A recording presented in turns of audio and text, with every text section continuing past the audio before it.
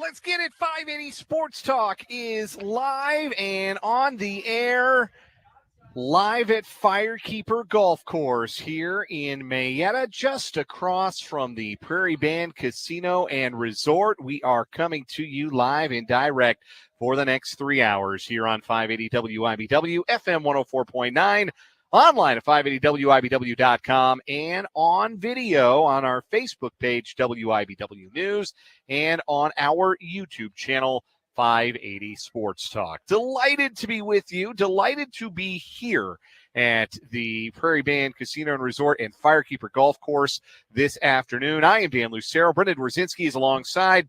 Spencer Dupuis back up on Huntoon Hill at our studios, making sure that we stay on the air for you good folks here this afternoon. We have got a great big show for you over the course of these next 3 hours. No overtime today. We're going to go right to the Kansas City Chiefs radio network at 6 o'clock for pregame coverage of the preseason finale tonight from Arrowhead Stadium. The Chiefs hosting the Chicago Bears, game 3 of 3 in the preseason. And after tonight, the next time the Chiefs play, it counts towards their run towards a third straight Super Bowl championship. Kickoff at 7:20 tonight. And again, we'll have the pregame going right at 6 o'clock. So lots of Chiefs to talk about on today's program. We'll give you what to look for in tonight's preseason finale. Player who has maybe the most to gain from tonight, or another way to look at it would be the most to lose from how they perform in tonight's final game. You never want to be the guy whose entire career is on the line in a game that everybody in the world says does not matter and no one cares about. That is not a fun place to be. It is not good to say, wow, I need to have the game of my life to be employed, and everyone thinks I do not matter already. Unfortunately, on a 91-man roster where you have to get the number to 53, and cutdown day is next Tuesday, so Andy Reid and the coaching staff will have plenty of time to go over the film and make sure they've got the right 53 guys after tonight by the time cut day rolls around. But I mean, you do the math on it. That's 38 players 38 players who are indeed playing for their jobs and will not have jobs after Tuesday with the Kansas City Chiefs at the very least. And of those 38, there are some who will never grace an NFL field again. And that is the unfortunate reality, but is unquestionably the reality of tonight. So you do get a little bit of desperation. You do get definitely some guys who are looking to prove themselves one more time. And if they don't convince the Chiefs to keep them, maybe they can put something on film that convinces another team somewhere else that they are, in fact, worthy of one of those coveted 53-man roster spots.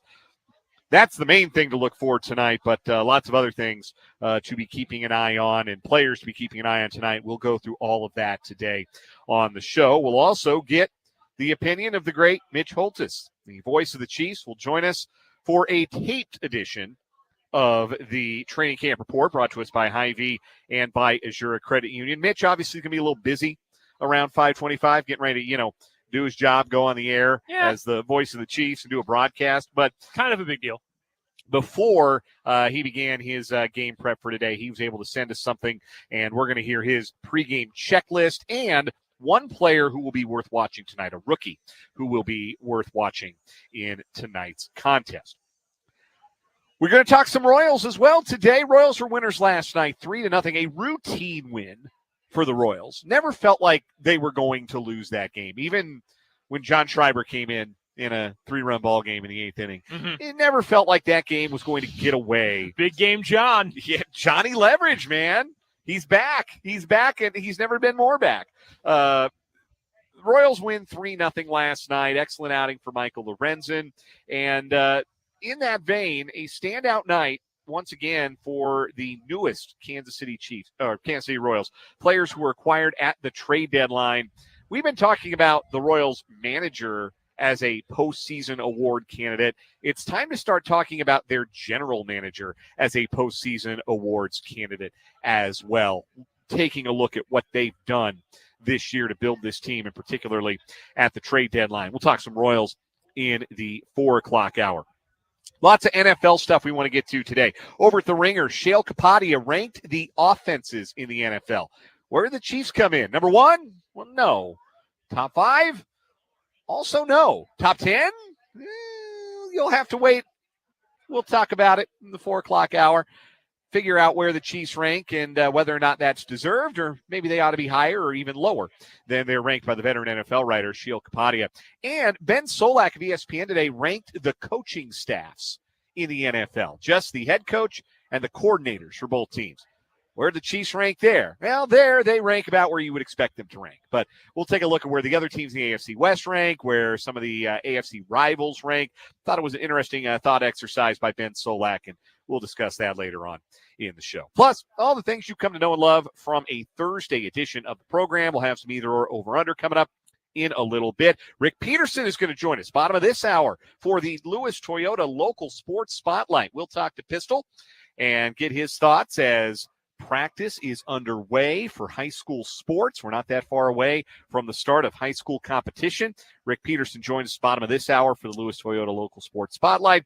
We got 2 news stories on what is wrong with you, sports headlines, top of the 5 o'clock hour, and so much more. Plus, we've got your interaction with the show today. The Top City Metal Supply text line is open for business. 785-272-9429 is that number. That's 785-272-9429. You can also reach out to us on the YouTube in the live chat and chat us up and chat with other listeners to the program in the YouTube live chat if you are watching on YouTube. Subscribe to the YouTube today, 580 Sports Talk. We're going to start bringing you some more fun stuff in the YouTube, not just the shows and our instant reactions, all the stuff you know that we do and have done in the past. We're stepping up our YouTube Shorts game, and by we, I mean Brendan.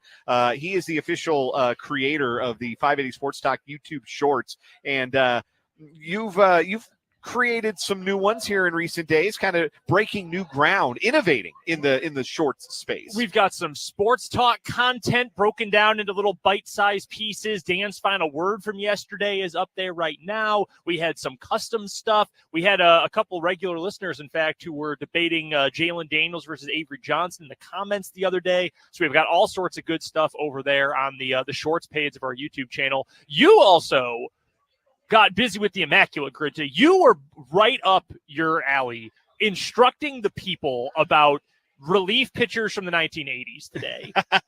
Right up your alley. So the Immaculate Grid, as everyone knows, is the daily game. You can go find it at Baseball Reference, and you have to name. It's basically an exercise in naming guys. And if we learned anything from past editions of Name That Guy here on 580 Sports Talk, you kind of dug it, you the listener. So we're going to do some more guy remembering content. I'm going to do the Immaculate Grid, the Baseball Immaculate Grid, and I'll do it along with you. And you can see on video each day how I fill out my Immaculate Grid. I had a really good one today. I had a rarity score today that was really outstanding. So you go to YouTube. You go to our page, 580 Sports Talk on YouTube, and you can watch me fill out the Immaculate Grid. And play along. See if you can beat you. Fill it out along with it. If you beat my score, let me know. We got viewer Will here in the YouTube comments who asked if I could solve a 30-by-30 Immaculate Grid with every Major League Baseball team. I'd have to have at least 2 answers for every team, right? For every combination of teams. Yeah. I'd have to have at least 2, like Mets and Red Sox, and like 2 Twins and Orioles, or 2 Rockies and Nationals. And I'm here to tell you, Will, and everybody else listening, I could absolutely do that. Yeah, I guess it might be, I'm trying to think, to do everyone once, I guess you'd do 15 by 15, like do league by league maybe? You could. Do NL and AL on each axis? You could do that. You could do that. Yeah, make that work. Yeah, that would be a way to do it. Or, yeah, you just go all 30 teams up, all 30 teams down. And you just have like the one blank square in each one. Yeah. But that would be the same. But no, come and check out the YouTube. We want to give you more reasons to check it out. We want to give you more things to enjoy, more content from us. So subscribe to the YouTube today at 580 Sports Talk. Let's get into the program today. Royals later on, Chiefs tonight. Chiefs preseason game number 3. Chiefs and Bears at Arrowhead Stadium, a 7:20 kick, 6 o'clock pregame right here on 580 WIBW.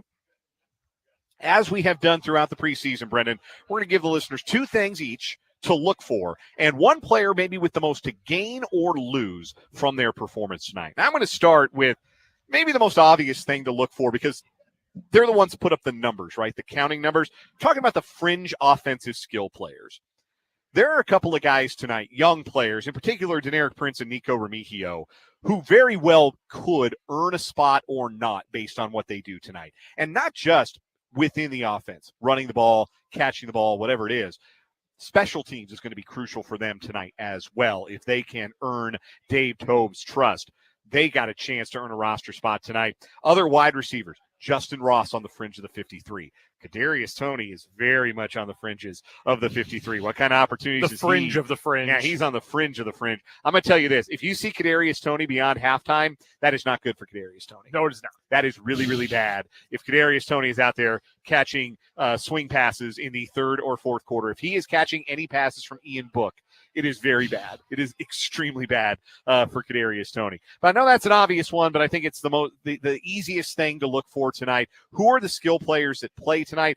Maybe notably, who are the ones who don't? How many reps does Carson Steele get? If he doesn't get many, that's a pretty good sign that he's on the 53-man roster. Yep. So not playing is a good thing. Playing a lot is maybe a bad thing, but not necessarily. There are some skill guys who still have an opportunity to make the club, whether it's tight end, wide receiver, running back, and I think that's going to finish shaking itself out here tonight. I think generally speaking, and this will segue into my first thing to watch in this game today, the third, formerly fourth preseason game is mostly for the guys who are probably on the way out. I mean, you mentioned it for Kadarius Toney and kind of joking about it, but it's absolutely true that if he plays into the second half, I can't imagine he's a Kansas City Chief beyond cut day coming up on Tuesday.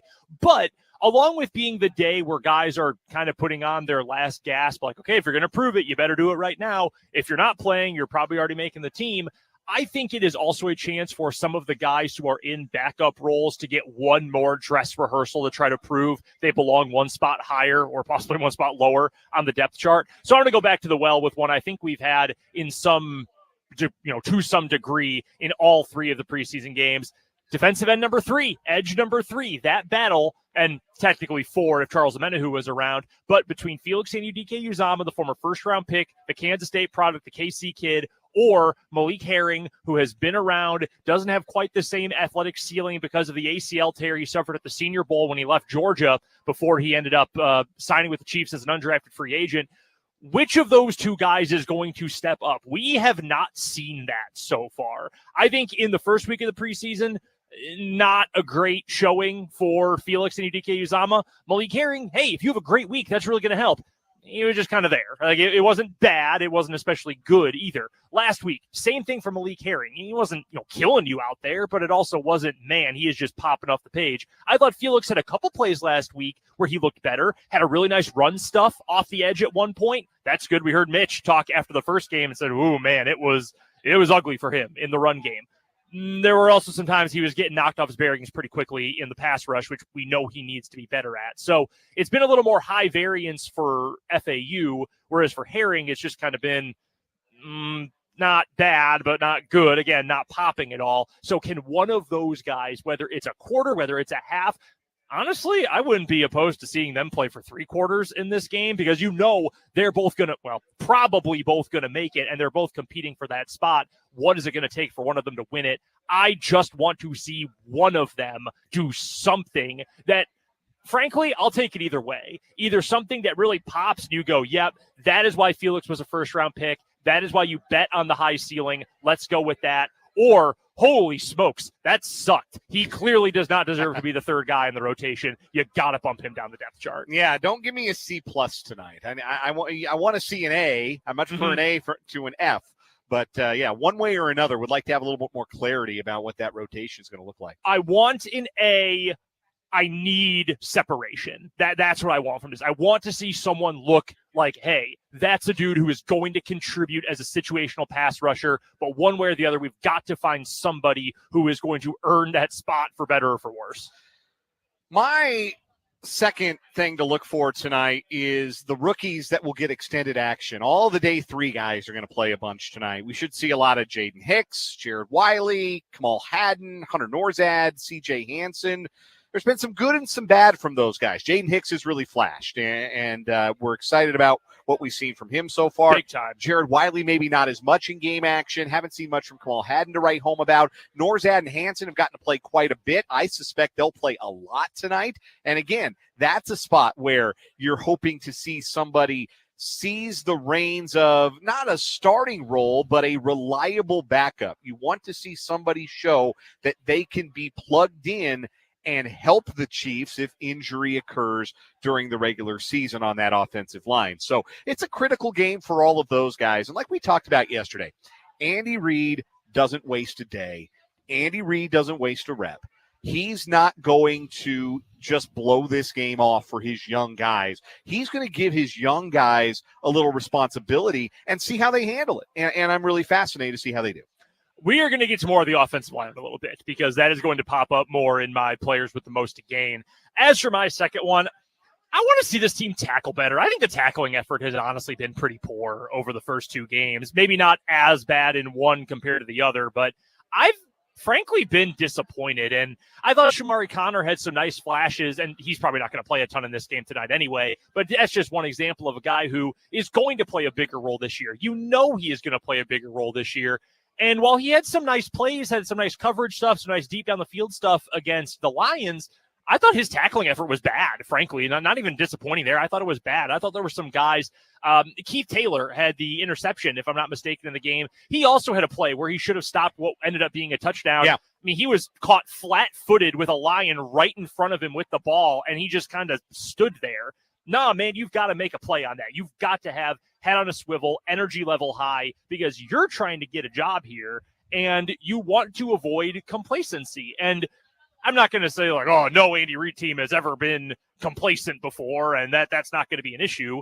But it's also not like, you trust that the guys who you need to be ready are going to be ready week one against Baltimore. But sometimes you need those other guys. And sometimes it does come down to the fine details, the minute details. Again, Baltimore, week one. I'm a little lower than Baltimore than a lot of the consensus around the NFL is, but I still think they're going to be very good. And when you've got the reigning MVP at quarterback, what I think should be an improved receiver group, sometimes your defense in that back end has got to be better. You've got to pay attention to detail. You can't just go for the ball, go for the splashy plays. You've got to do the smart thing, the fundamental thing, and tackle. Take the right route to the ball, gang tackle, rally, things like that. I want to see more of that effort and more of that attention to detail tonight. Not from anyone in particular, just kind of the whole defense coming together to show that. All right, give me, Brendan, a player with the most to gain or potentially lose with their performance tonight. I teased it a moment ago, but I'm going to go with Hunter Norzad here. And the reason why I think he has the most to gain from this, Mitch has told us each of the last 2 weeks, multiple times, in fact, over the last couple of weeks, the backup offensive line kind of been pushed around. They have not had anyone who has really flashed. They have not found their version of what was previously Andrew Wiley, what was previously Nick Allegretti. Guys who, Wiley did start for an entire season. Like, do you love that situation? No, but especially as a young player, as a backup, hey, we need you to start in a game, or you're going to have to play a whole half. We might need to put you at center or guard, or God forbid at tackle. We're going to have to move guys around. You've got to be ready. No one has really jumped up and taken that. That's why I think Norzad, the guy who started games at 4 different positions in college, they loved him for his versatility. I think the Chiefs kind of saw him in the 4th round a little early to do this, but I think they really saw in him like, hey, this is Nick Allegretti. Like, this is a guy who can play a couple different spots, is going to be fine, which is all you need from a backup lineman, and with a higher ceiling that maybe he can be a starter on the interior someday. Maybe if Trey Smith leaves in free agency this coming off season. I want to see him be that guy who steps up. Even if the rest of the backup lineman group has some struggles, I want to see Norzad, the higher drafted of the rookie offensive lineman this year, step up and prove, this is why you drafted me. This is why, even as a rookie, I should be that number 1 swing position option off the bench. For me, it's Nico Remigio. If you heard Dave Tobe speak earlier this week, he used the term pounding on the table for Nico Remigio. He really wants to see Nico make this 53-man roster. He believes in him as what they call a 4-phase special teams guy. You can play on the return unit and you can play on the coverage unit. And so Dave Tobe is a Nico Remigio believer. We know that Nico Remigio has shown some flashes as a return man. We saw that in game 2 of the preseason. Unfortunately, what we saw in week 1 of the preseason wasn't very impressive. He fumbled a punt. He fumbled a catch, a pass that probably should have been a touchdown, and he jumped at a weird time to catch it instead, and then fumbled it, but was ruled down on the contact. It's a player who I think the coaches would really like to keep. And we know that Dave Toub would. He told us. And we know Dave Toub gets a roster spot or two every year for his maybe guys. more. Maybe even more. So that would feel good, I think, if you're Nico Remigio, to know that you have an advocate in Dave Toub. But you got to be worth it. You have to be worth the roster spot. And I think for Nico Remigio to be worth it, he's got to show out in the receiving game a little bit better. And I think he's got to show well in the return game, show that he's going to be a better option in the return game than a more trusted veteran than Mecole Hardman or Sky Moore. And maybe those guys are only trusted by matters of degrees because they've been around. Like, do you think Nico Remigio has a higher ceiling than Sky Moore? He very well might. Like, we've seen Sky Moore be bad. We've never really seen Nico Remigio be bad in an NFL season. So, like, he could be anything. He's the mystery box. Yep. But you have to be more reliable than the guys who've already proven that there is some positive to having them on an NFL 53-man roster. So the guys who've proven they are unreliable, too. Yeah, that's true. So that's what Remigio faces tonight. I think it's an important game for him. That's what to watch for tonight. Again, it's a 7:20 kickoff tonight, 6 o'clock pregame, right here on 580 WIBW. No Royals tonight, so we've got the Chiefs Radio Network broadcast, Mitch, Holthus, Damon Hughes, and the crew right here on 580 WIBW. We'll talk some more Chiefs later on in the show. We got Rick Peterson coming up in just a little bit, but first, after we take this time out, it's a game of either or over under. That's coming up. We're just getting started at Firekeeper Golf Course this afternoon on 580 Sports Talk.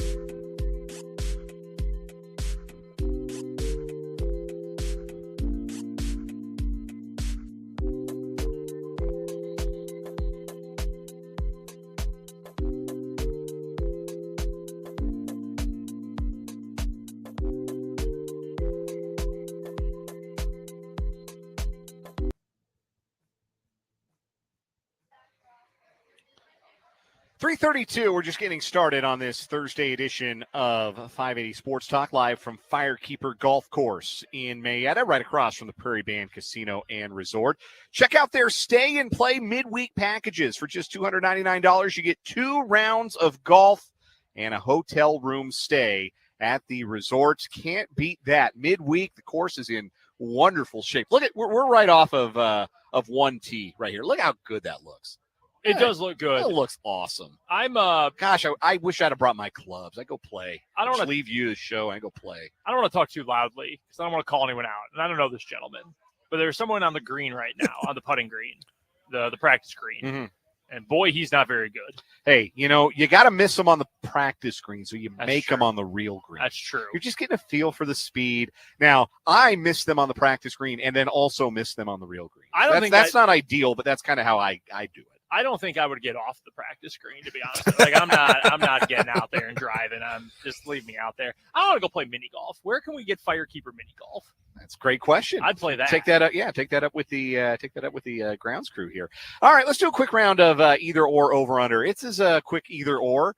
QB3 for the Chiefs. If one of them had to start a game this season, some kind of calamity occurred. Patrick Mahomes and Carson Wentz both got lost on the way to the game, and QB3 had to start. Who would you feel more comfortable with, Chris Oladokun or Ian Book?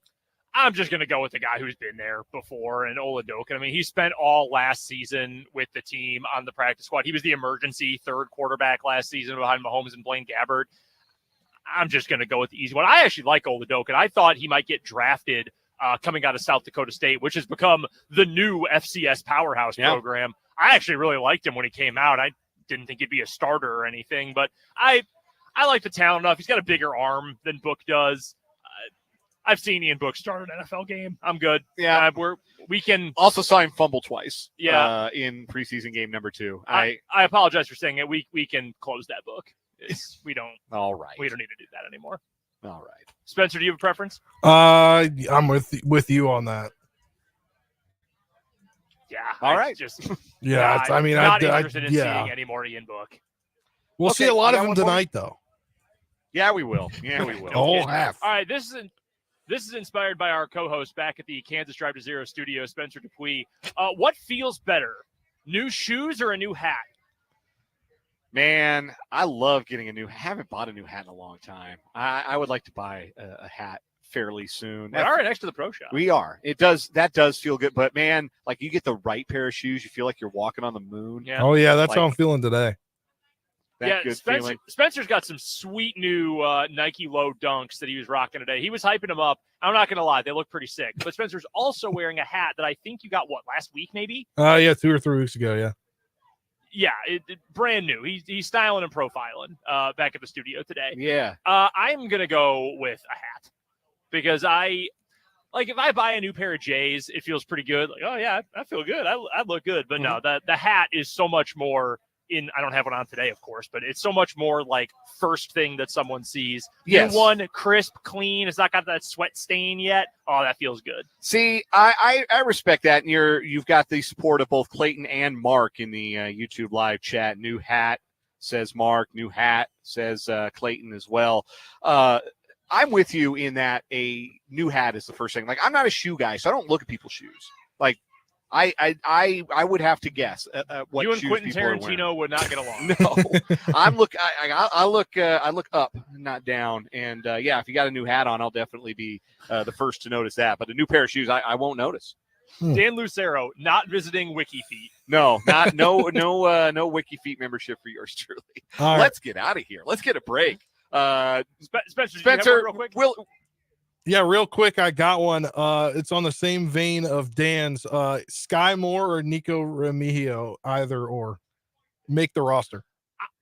I'm going to go with the higher ceiling, and I think that's Remigio at this point. I will not be surprised if Moore makes it. Sounds like he's had a pretty decent camp so far, but I'd rather go with the mystery at this point. I know what Moore is. Yeah, I think Remigio's ceiling, though, might be Sky Moore. And maybe that would be a concern. Yeah, maybe he'd be better in the return game, but like we've seen it work for Sky Moore. Remigio had a really good return in the second preseason game, but Moore did too. So my lean is Moore just because, again, like, has he been a colossal? One of them does have a Super Bowl touchdown. This is true. Has he been a disappointment relative to expectations yet? Yes. But has he proven it in the NFL in a way that Remigio has not?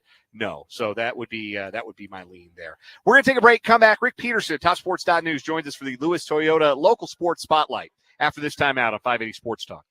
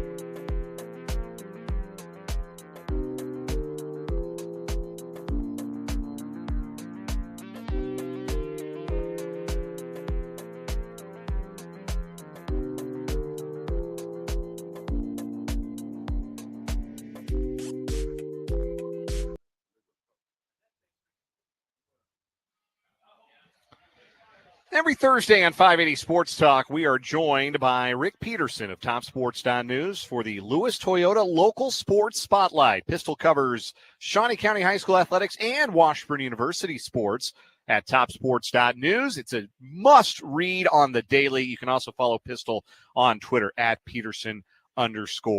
Pistol, practices are underway this week for high school sports. Which sport gets to compete first? Is it still golf, cross country? What's first on the docket for high school sports? Golf and tennis.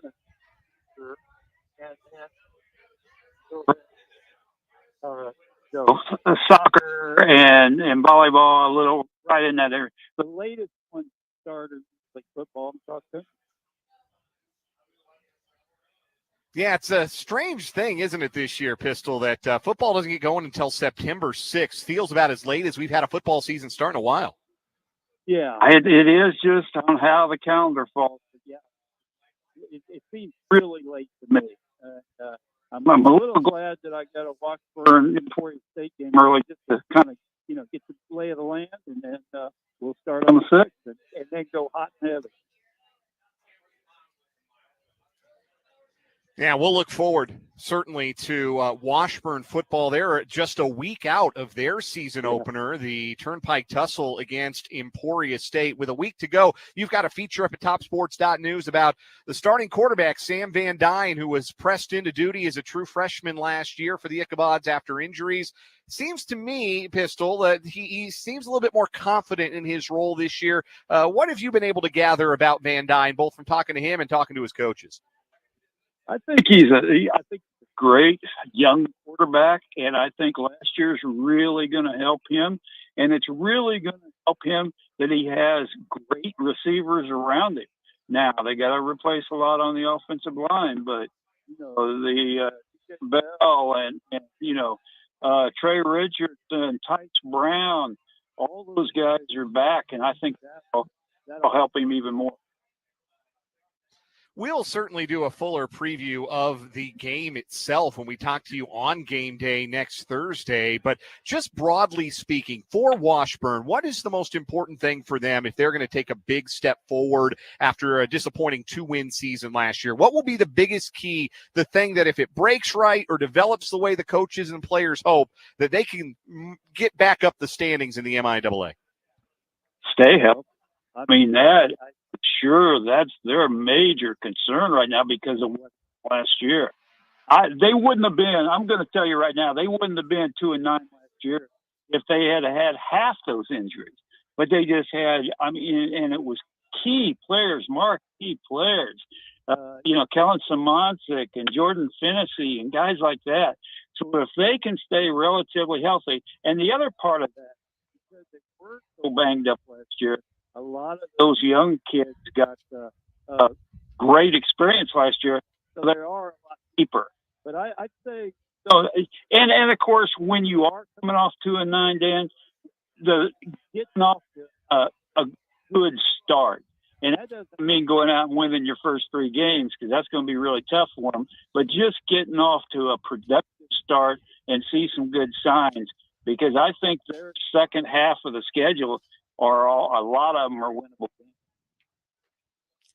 Rick Peterson at TopSports.News, our guest. It's the Lewis Toyota Local Sports Spotlight here on 580 Sports Talk. We do this every Thursday at this time with Pistol, who, again, covers all the local sports, high school and Washburn for TopSports.News. Pistol, have you had a chance to get out to any high school football camps yet? I've been to all 10 county schools and finished that up yesterday. So I was out to 10 of them in 3 days. I tell you what, I always like to get around to as many as I can quickly as I can. But with another hot spell coming starting tomorrow, they're going to be adjusting some practice times and stuff like that. So I want to get myself out of the way.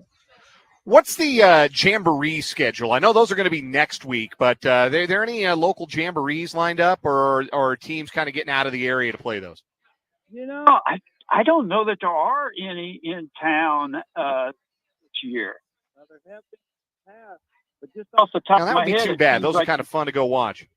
Yeah, I think most of the schools are going to town. Now, I'm not a long ways out of town, but I think one's at Holthus, some things like that.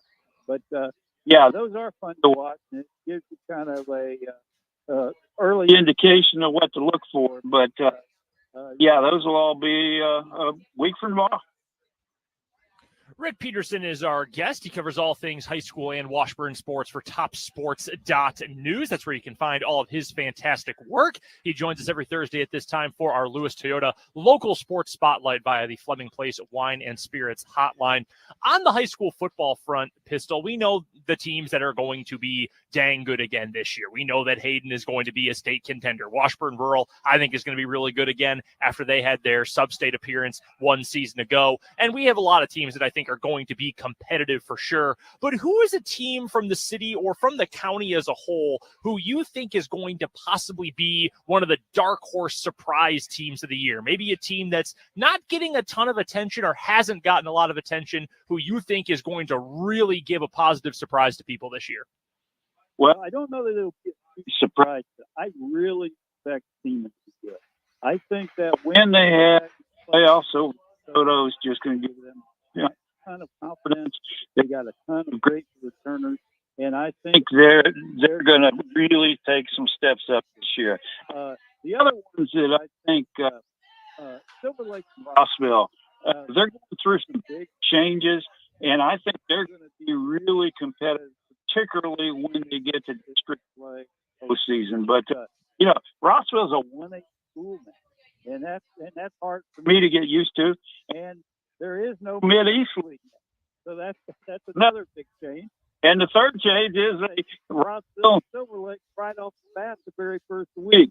So but I think I was out to both those practices yesterday, and I think they both Derek Thomas and Logan Pegram feel really good about it. The fact that Rossville is down in 1A now, I'm right there with you. I mean, that's bizarre. It wasn't that long ago that they were a 3A program. Now they've dropped 2 classifications over the last handful of cycles.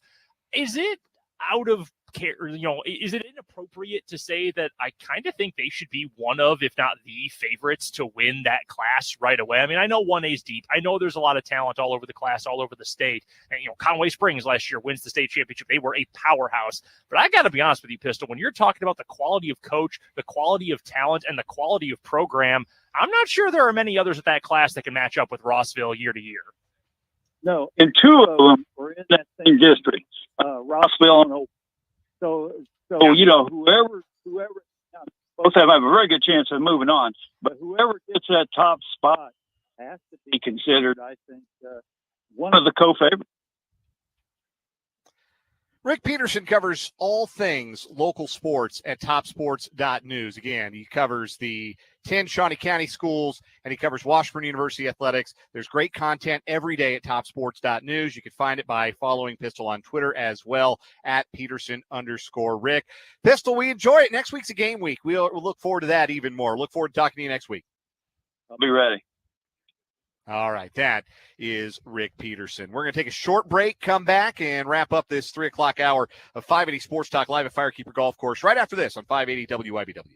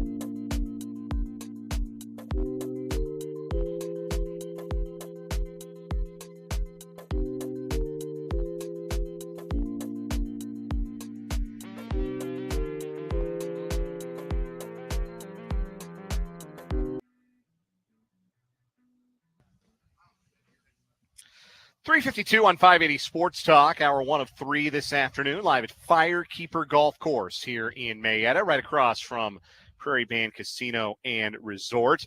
They got the TrackMan range at Prairie Band Casino and Resort. It's kind of like Top Golf. It's got the sensors. It shows you how far you're hitting the ball into the simulator. It's what the pros use. Yeah, exactly. And they've got different kinds of games, skill games you can play, fun games. You don't have to be any good at golf. You can just play on the Top Golf simulator, the TrackMan range you know how I know that? Because I can do it. Yes, the Top Tracer technology that they've got over at Prairie Band Casino and Resort. Our thanks again to Rick Peterson, TopSports.News, for joining us for the Lewis Toyota Local Sports Spotlight. We apologize if there were some connection issues there. Sometimes we can hear things a little differently in our headphones than maybe you're able to hear them either back through the radio feed or even the video feed at times. So we apologize if there were any issues hearing Pistol. We'll hope to get those hammered out by the time he joins us again next Thursday. Speaking of high school sports, we ran out 3 new previews today on our 580 WIBW Pigskin and Hoops previews, which you can find at our website, 580WIBW.com. There's a link to all the previews right in the center of the homepage. Today's previews, McLouth, Mission Valley, and Osage City. Tomorrow, we're going to drop Oskaloosa, Perry-LeCompton, and Riley County. You can read all of the previews that we have published so far and all the ones to come at 580WIBW.com. You can also find those on our Twitter account, 580 Sports Talk, and our Facebook page, WIBW News. That's how you can keep up with who we are previewing on a daily basis. We'll keep rolling out previews through the end of next week, and all the football previews will be ready a week before kickoff of the high school football season on September 6th. I'm pumped, man. It's going to be a blast. We keep talking about that week 1 matchup. We're on 24. That's going to be so much fun.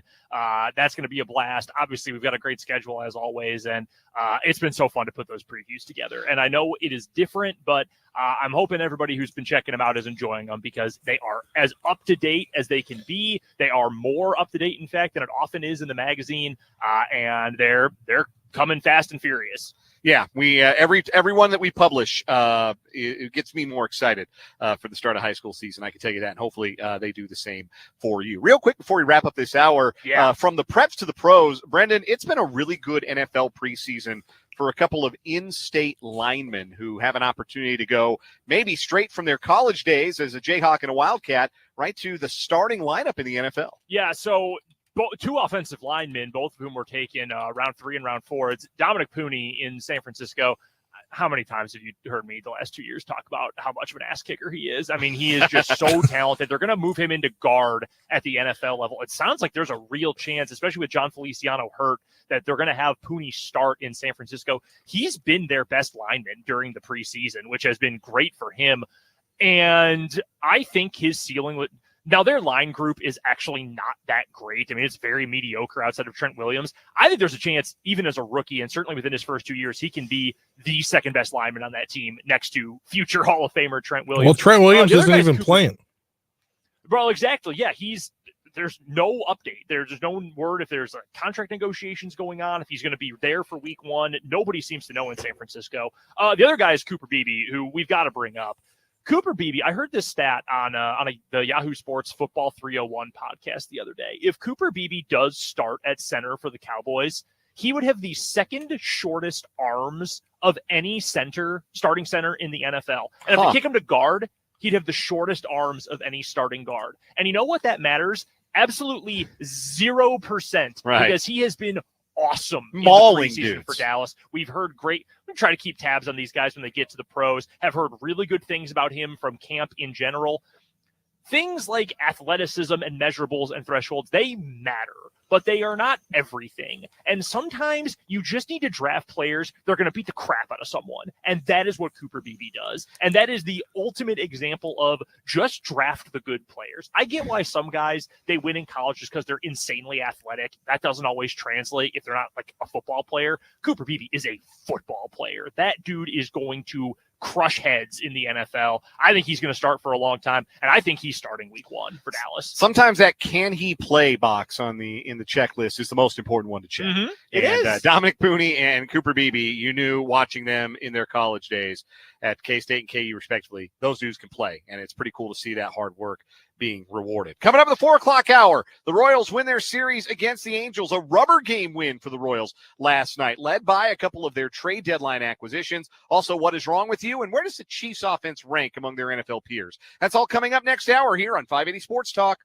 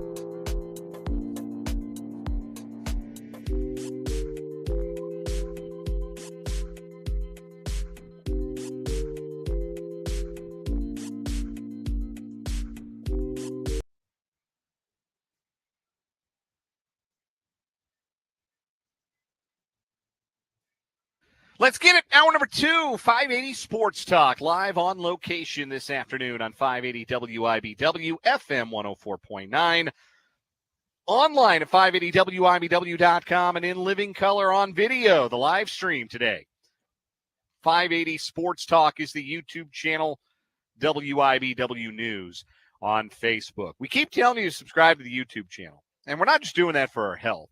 Number one, we like seeing the number go up. That actually, I guess, is for our health. Our mental health feels good. That's see true. the number go up. That's right. But we want to bring you more great content on YouTube. So we're going to try some things out in the coming days and weeks and see how you folks like them. Today, I did the baseball immaculate grid, and you can see how good I am at remembering guys. I did get some black and white into the grid today. I was very pleased that I was able to get a player from like the 1940s onto the grid today. And also I got a Royal into the grid, an ex-Royal into the grid today. So I was happy on both of those accounts. But I did the immaculate grid, and you can see my process and my finished grid in video form. You go to YouTube and you subscribe and you check out Immaculate Grids with Dan, and we'll see if we can't make that an ongoing feature. Also, Brendan's been upping our YouTube short game. Those are great to watch on your phone, little tidbits that you might have missed from our show,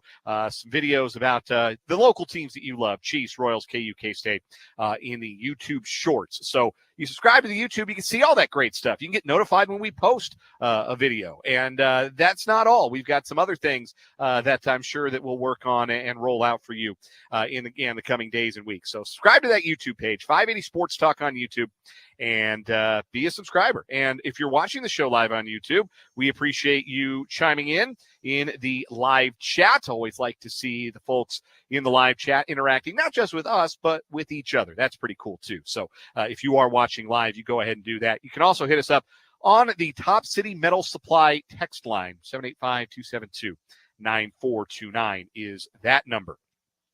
We are, again, as I mentioned, live on location today. We're out at Firekeeper Golf Course in Mayetta, right across from Prairie Band Casino and Resort.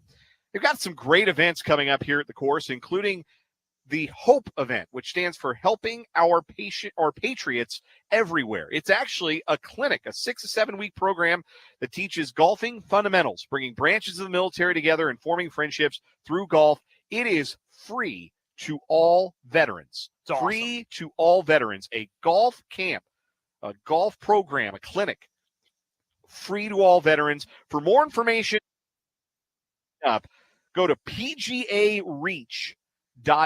That's the website to find out more information, pgareach.org. If you are a vet and you want to learn the game, learn to play the game better, grow your game, maybe make some friends, get out here to this great facility out here at Firekeeper, pgareach.org. It's Helping Our Patriots Everywhere, HOPE for short.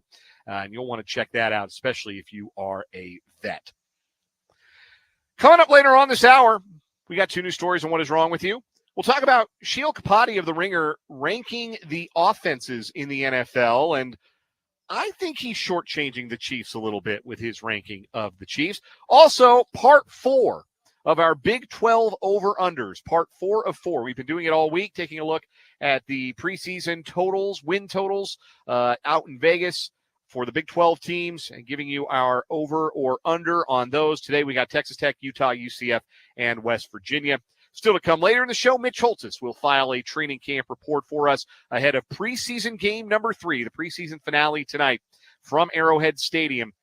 You'll hear from Mitch at around 5:25. The Chiefs and the Bears kick at 7:20 tonight. If you're listening on the radio, you don't have to touch that dial. You'll hear it right here on 580 WIBW and FM 104.9 with the pregame coverage starting at 6. If you would like to watch the game on television tonight, you have 2 options. Now, the first 2 preseason games were both, if you're in the Topeka television market, were both broadcast on WIBW TV, channel 13. That will not be the case tonight. The Democratic National Convention will take precedence. So don't call and complain to your local CBS affiliate. They don't have anything to do with that. So if you have an antenna and you want to watch the Chiefs tonight, channel 13.2 or MeTV is going to be where you can watch the Chiefs. Now, if you don't have an antenna and you have Cox Cable, you can watch it on channel 11. It's channel 11 instead of channel 13 for the Chiefs if you are a Cox cable subscriber tonight. Or if you got an NFL Network, game's going to be on NFL Network. It is going to be on NFL Network. YouTube TV subscribers like yours truly do not get Me TV. I did not know that. I have no reason to ever watch. Yeah, I'm sure, Spencer, you also don't ever have a reason to watch Me TV unless you're a closet Andy Griffith fan, in which case that's weird. Yeah, don't stay in that closet. Andy Griffith rules. Yeah, I mean, it's like rain delay theater all over again. Yeah. Reminds me of when I was a kid watching WGN. But you can watch it on NFL Network that way, which is how I will be consuming the game. Me as well. There you have it. There you go. There you have it. Those are your viewing and listening options for Chiefs football tonight. Again, Mitch Holthus, voice of the Chiefs, will join us later on in this show.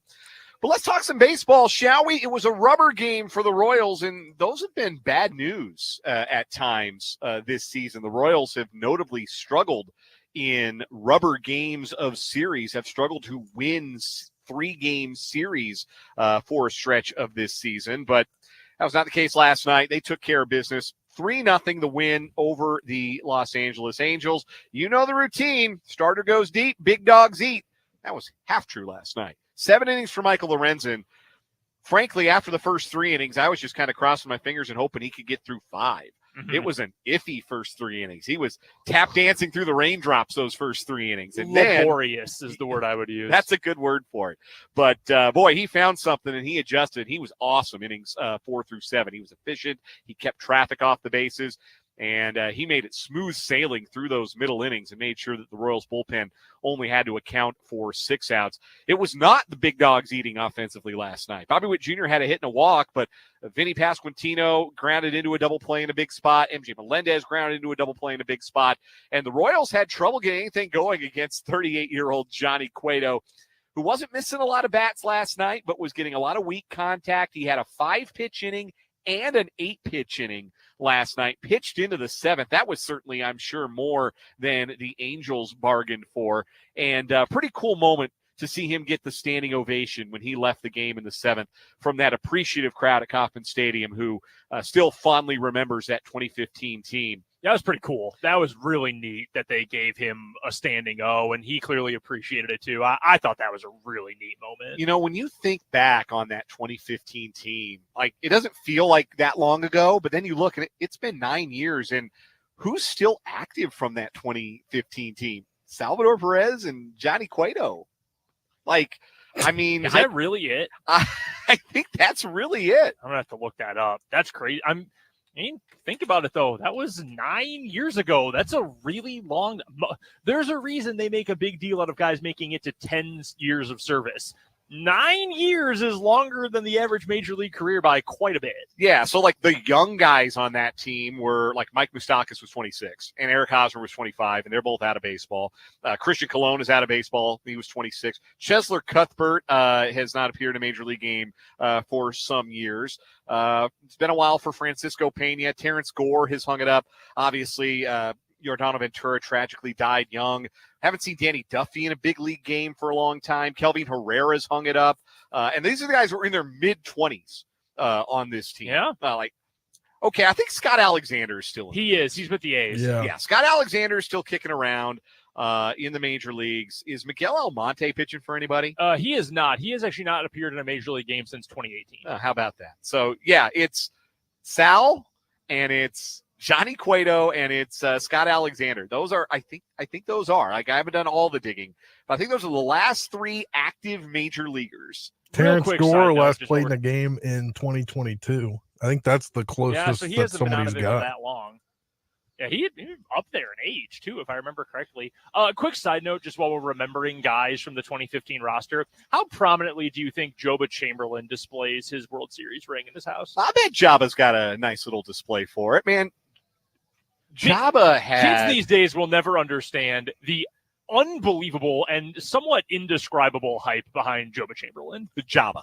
Was it Jaba? It was Jaba. I really thought it was Joba. No, it was not Joba. Kids these days will not be able to pronounce his name right when they come up on him on the Baseball Reference. The Book of Joba. And yeah, the Jaba rules. Remember the Yankees had their the Jaba rules, and then they were just like, you know what? He's just an awesome reliever. Let's just keep him there. And that was Jaba the rest of his career. His kid is a senior in high school in Nebraska. Don't tell me that.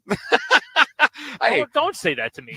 I'm sure that's even more troubling for others. But yeah, I think he's like something of a big time. I don't know if he's a big time recruit, but yeah, he goes to Lincoln Southwest High School. Carter Chamberlain. His father, of course, Jabba, MIAA legend. I actually don't think Kearney was in the MIAA when he was in college, but he went to Nebraska Kearney. So I don't know if Carter Chamberlain is playing anywhere, playing any ball, or if he, like his father, has hung up the spikes. Looks like he was trying to get signed, trying to get recruited. Maybe he's got one more year. I don't know. He might have one more year at Lincoln Southwest. He's a Silverhawk. The other thing that should be talked about frequently is the gnats. Was it gnat? And I don't mean the gnats. The midges. The midges. That's yes. what they were. Yeah, the bugs. There are bugs all over him flying around in Cleveland, right? Yes. Yeah, it was Yankees versus then Indians. Yes. And they were in Cleveland, and it was midge season, and these tiny little flying bugs were surrounding him. And if I remember correctly, they had to pause the game at one point. Yeah, the Yankees wanted a delay. Yeah. They Grotesque. Sprayed Jabba down with bug spray, like they're on the mound. But they were just all over him, like all up in his mouth and on his horrific. body. And he threw a wild pitch and allowed a go-ahead run to score. Cleveland ended up winning that game. Yeah, that was the 2007 playoffs. That was the year. Man, I forgot that was a playoff. Yeah, that was a playoff game in 2007 because I'm pretty sure it was 2007. I think it was 2007 because I think that was the year Cleveland went to the ALCS, took a 3-1 lead, and lost to Boston. I don't want to get too far off the rails here, and we are too really late teetering in that direction. I tweeted this screenshot earlier today. I saw it. I opened up just weather.com the other day, and it was trying to get me to watch a video. And the video was titled Nightmarish Worms in Texas. You could not pay me $1 billion to watch that video. No, absolutely not. Worms are like number one in the do not make me look at them, do not make me be near them category. I'm not generally squeamish about those things. And like bugs, whatever. Worms, though, no. I have panic attacks. The worst. I am now a little freaked out because I saw this news story that there's a specific type of spider that is very relevant in the state of Kansas. Not very much named tarantula, and it's kind of scary. Yeah, I heard a story about that the other day too, Spencer. Yeah, it's not great. All right, big bug guy. All right, guys. Neither is Jabba Chamberlain. Let's wrap up 580 bug talk and get back into the Royals if you don't mind. Johnny Cueto was pretty sharp last night, but the Royals did enough offensively. Our old intern Trenton Crackner's favorite player, Adam Frazier, 2-hit night last night. Kyle Isbell drove in 2. MJ Melendez won everybody free Chick-fil-A. Homered off the foul pole. Yeah. In right field for the insurance run. That's now at least twice that has happened. I was think at the first 3, one. maybe. Yeah, that's right. If you're a Chick-fil-A fan, get to the K. I think Rex said it on the broadcast last night. 3. Did we get a Rex I don't noise? No, I do night? not remember if we got a guttural noise from him last night on the MJ home run. But it was sufficient. 3 runs were all the Royals need. It was because largely of 2 of the trade deadline acquisitions for the Royals. And Jeff Passan tweeted it out today just to draw further attention to it, that it appears that the Royals crushed the trade deadline. Even if Hunter Harvey got hurt right away. Like, they made 4 moves, and one of the guys has barely made an impact because Hunter Harvey struggled, and he wasn't right. You could tell he wasn't right. He's on the injured list with the back problem. But Lucas Erceg is the rock of this bullpen. He is the North Star. He is the guy that because he is there, you are asking progressively less of everyone else in that bullpen unit. And Erceg was dominant in the 9th last night, earning the save. He has yet to allow a run as a member of the Royals. Paul DeJong didn't play last night, but he's had a nice start to life in a Royals uniform, couple of home runs. He has lengthened the lineup. He has provided that power that we've talked about. You got to hit the ball over the fence, especially when you get to October, the pitchers get better. It gets harder to string together those rallies. You got to score runs in a hurry. You got to score runs with the fewest number of hits you can manage. Ball go far, team go far. You need dingers. You need pop. And Paul DeJong has brought that to this Royals lineup. And Michael Lorenzen last night with 7 shutout innings lowers his ERA with the Royals to 1.99. I was not sure he would be a real upgrade, a meaningful upgrade, except in experience from Alec Marsh. He has been a substantial upgrade in that 5th starter spot. And when you consider the limited prospect capital that the Royals were working with entering this trade deadline. Like, if you've got a deep farm system, that's when you can go out and get a star at the trade deadline. You go out there and you can get a stud. You can go get a real game-changing type player like the Royals did in 2015 when they went out and cashed in some of their young pitchers to go get Johnny Cueto and also get Ben Zobrist at the same deadline. The Royals didn't have that kind of prospect capital. They didn't have the ability to go make a big splash move like that, but they had to improve their team given the limited resources they had to work with. J.J. Picollo nailed it. As much as we've been talking about Matt Quatraro as manager of the year, I think it's an even easier argument to make that J.J. Picollo has to be the American League Executive of the Year. I mean, when you're talking about actually making moves to make your roster better, who has a better argument? Because seriously, all you need to do is go down the list. If you wanted to make the argument manager-wise for Stephen Vogt in Cleveland, fine. They're mostly working with guys they already had. Josh is the better nailer, correct? Yeah, Bo. Yes. We know Bo, and he's not very good. Josh Naylor, though, he's been there. We know that Stephen Kwan has been there. We know that Jose Ramirez has been there for 30 years at this point. So many of, not all, but so many of those guys have been a part of that core for a while.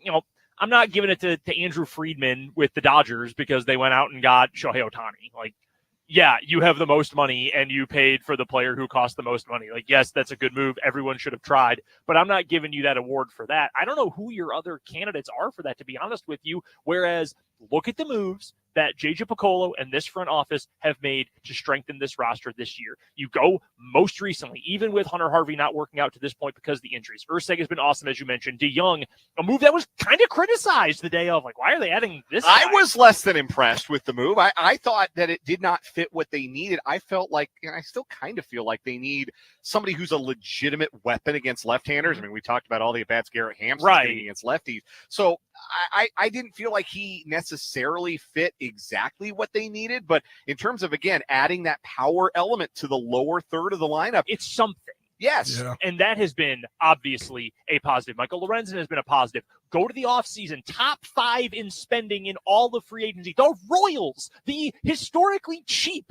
Kansas City Royals, top 5 in all of spending in free agency this offseason. Michael Wacha, is that a hit? Yeah. Seth Lugo, is that a hit? Yeah. Hunter Renfroe, is that a hit? Yeah. You're not going to hit on all of them. Garrett Hampson stinks. He's a bum. He's not any good. Adam Frazier has been a bum for most of the year. Chris Stratton and Will Smith have not been great additions. Those have not worked out completely. But for the most part, most of these moves, most of these big picture headlining moves have worked. They have completely transformed what this team looks like, specifically with those starting pitchers. Even if you wanted to say, you know what, Renfroe is a miss too. I hate Hunter Renfroe. Don't even count him. Don't count any of the other moves from the offseason. If you just counted Lugo as well as Wacha, that's a gigantic win. He should be at the top of the leaderboard for that award just with those two. You factor in everything else, and I have a hard time thinking of who else would take it from him. If you missed it earlier today, the Yankees thumped the Guardians. Yeah, that ruled. Well, it's the Yankees, but still. The lead in the Central is down to 2 games. Cleveland at 73-54. The Royals and Twins both at 71-56.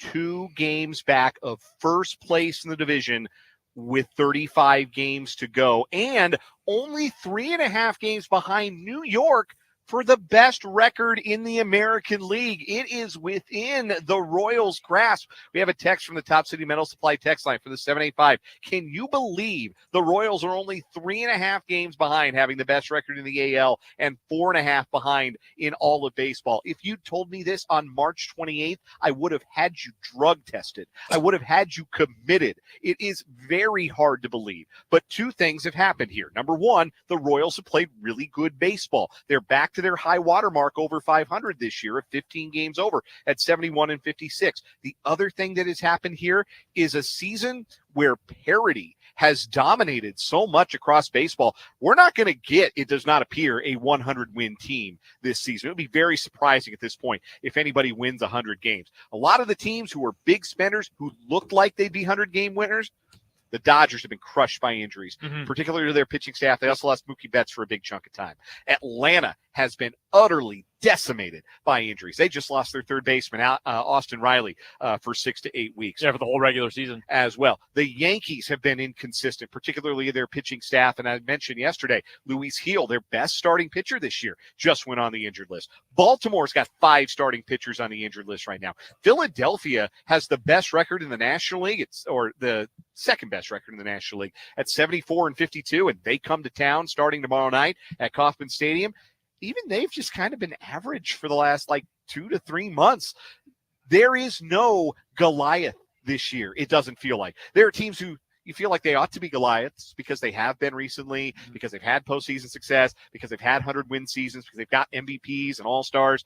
But on the balance of play this year, there is no Goliath. This is there for the taking for the Royals. It is more realistic than you, texter, or you, listener, might even believe that the Royals could catch the Yankees, catch Baltimore, certainly catch Cleveland, win the division. It is there for the taking. How about a division championship? How about a first-round bye into the division series in the AL? Why the heck not? This is a team that controls its own destiny so much. They still get to play the Yankees. They still get 7 games with Cleveland. It's all in the Royals' hands, and thanks to these additions that they've made at the trade deadline, they're a better team right now than they were when the month of August began. One quick note about the opportunity to surpass some of those teams you mentioned. I don't want to throw too much cold water on this.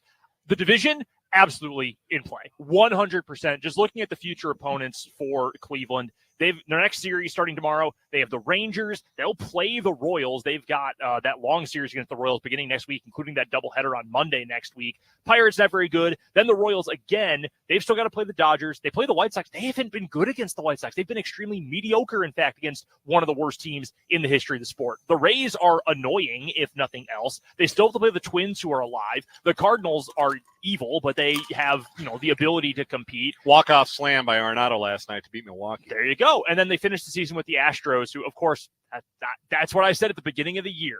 They should be worse, but you can never count them out because they're the AL Devil Magic team and they've been as good as anybody since May. And remember how slow they started. They've been terrific. So even with the Royals' tough schedule coming up over the next 20 games, that's a team you can catch. Now, the counterpoint of that, the Yankees, for example, their opponents, they get the Rockies for 3 this weekend. Oh, dear. Yeah, oh, man. That's not great. That's on the road, too, for the Rockies. Yeah, that's in New York.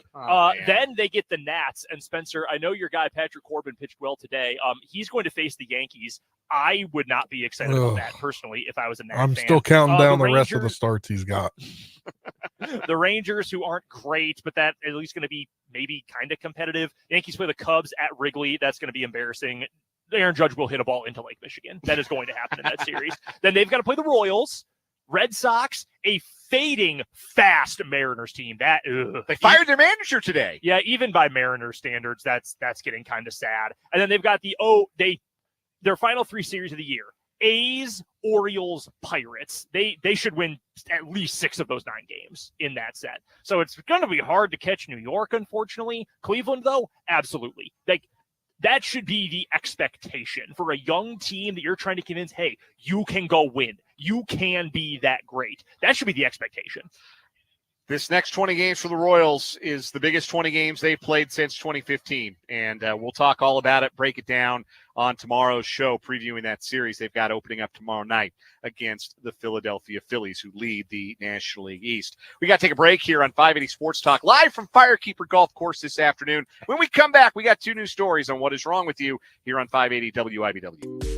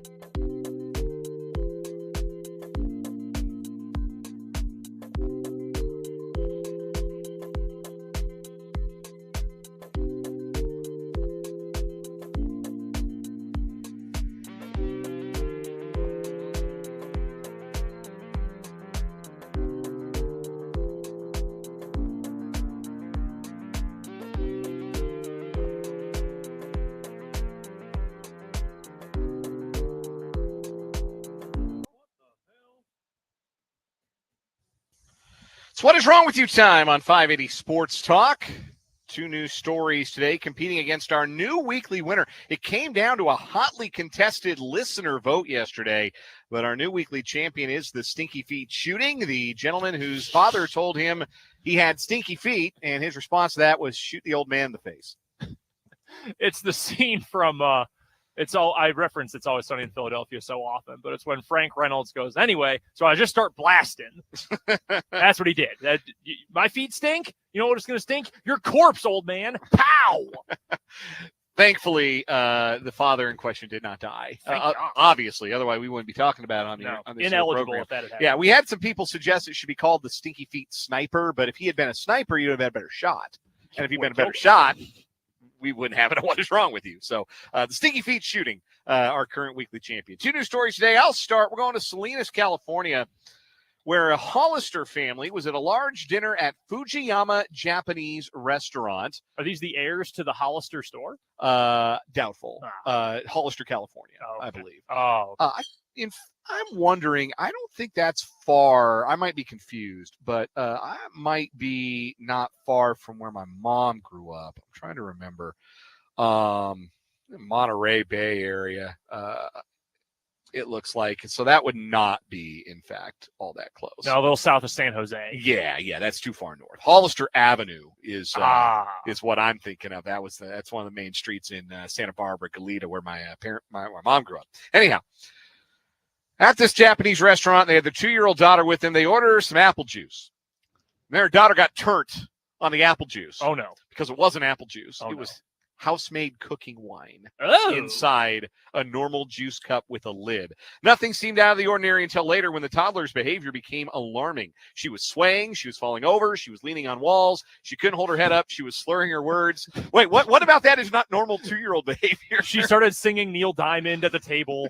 He said, let me tell you something. Unfortunately, it really did get their 2-year-old very drunk. 0.12 alcohol content with the blood test. Goodness. The family hopes the restaurant has learned from the mistake. Local TV spoke to the manager of the restaurant who said it was a mistake. The wine was being stored inside a large container labeled apple juice. Smart. Really smart. The little girl has sobered up and fully recovered. Hope they learn from this. Here's what you're going to learn. Lawsuit, buddy.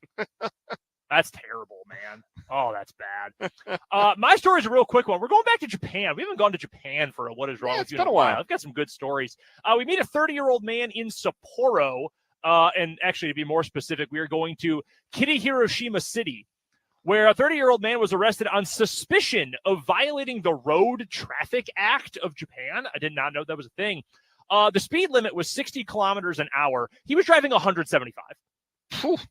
We've had double the speed limit. We've had like 2.5 times the speed limit. He was going damn near 3 times the speed limit. Police say that the 30-year-old Kenya Sawada, who's a part-time employee, that's an interesting career, he admitted to the allegation and quoted him as saying he was just in a hurry to return home to Sapporo. That's it. Yeah. It was at 9:50 p.m. They caught it on radar, and, well, he got arrested. Really, I thought this was funny, because that is absurd. To go that fast is crazy, that high over the speed limit. Mm-hmm. Also, the first comment on JapanToday.com just says, "To jail, driver clown," which is so scathing of a burn. I had to make sure we got to it. That's obviously the title of that story. That goes up against the tipsy toddler. That's Vance's name for our other story today. Spencer, we're going to give you the first vote back up in our Kansas Drive to Zero studio. What story you got today? Oh, I think I got the tipsy toddler. Labeled apple juice. Yeah. Come on. Yeah, that's horrible. That one's got to win. I will say the other one, converted to miles an hour, that was a 35-mile-an-hour speed limit, and they were going 110. Oh, my God. That's like a side street in a subdivision speed limit. Yeah. And you're going 110. Unbelievable. Okay. But yeah, the tipsy toddler. So the tipsy toddler against the Stinky Feet Shooter. Spencer, we'll once again give you the nod here. First vote. Who do you got? Stinky Feet Shooter. He shot his dad in the face, man. He did. His dad, over his feet. His dad told him, you got to hear hard truths. As a new father myself, I know that one day I will have to tell my son some hard truths about Son, you need to life shower. and about himself. And one of those hard truths might be, bro, your feet stink. You gotta, you apply some soap next time you're in the shower, bud. Wash those feet. You're scaring the ladies. Wash those soles. And I hope that will not result in me getting shot in the face. In the face. Stinky Feet shooter survives for another day on What Is Wrong With You. When we come back, where does the Chiefs offense rank among the rest of the NFL's offensive units? Sheil Kapadia of The Ringer ranked them. We'll tell you what he thinks and what we think next here on 580 WIBW.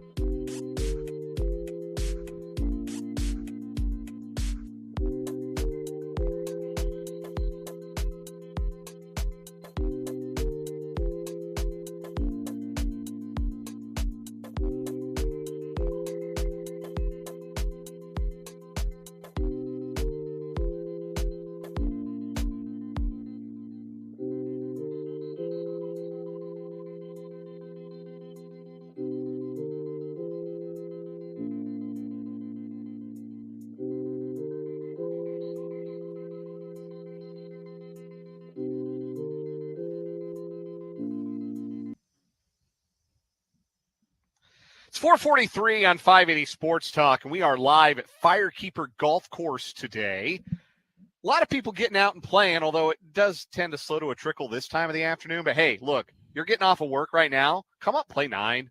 Come up and get on this course. You haven't been on it ever or this year or recently.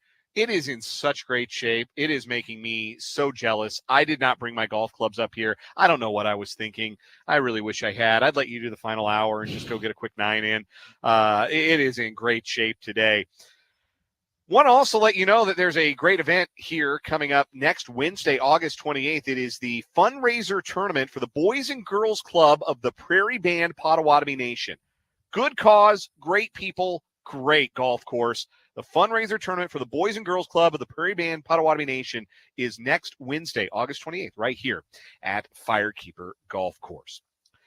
Also, by the way, real quick, next next please. Wednesday, the first Washburn football coaches show of the year when 1 week from today, week 1 kickoff down in Emporia. That's right. We got football next week, folks. Hell yeah, we do. We got fake football tonight. One more week of fake football with the Chiefs preseason finale tonight.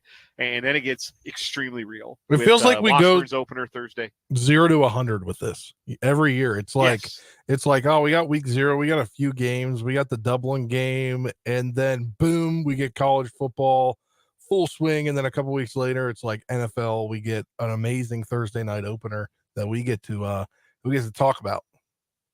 Yeah, that's exactly right. So we're looking forward to that. And speaking of the NFL, Sheil Kapadia of the Ringer ranked the offenses in the NFL 1 through 32. Best offense all the way down to worst. I am just seeing this list for the first time, Brendan. Yes. Green Bay, number 1. Objectively, maybe a little rich, like top 5, even top 3. I can see the argument. I see the vision. I also understand why you would say, I don't know. There's still too much youth, still too much inexperience. I can totally understand that argument. I think it's bold. I think it's possible. I think it is absolutely possible for Green Bay. I was not expecting to see my beloved Cheeseheads number 1, though. No, I'm going to be honest with you. That was genuinely startling for me to see them at the time. Like they're good. They're young. Like if you're ranking them number 1, you're thinking a level up for Jordan Love and a level up for his young wide receivers, and still something in the tank for Josh Jacobs. Yep.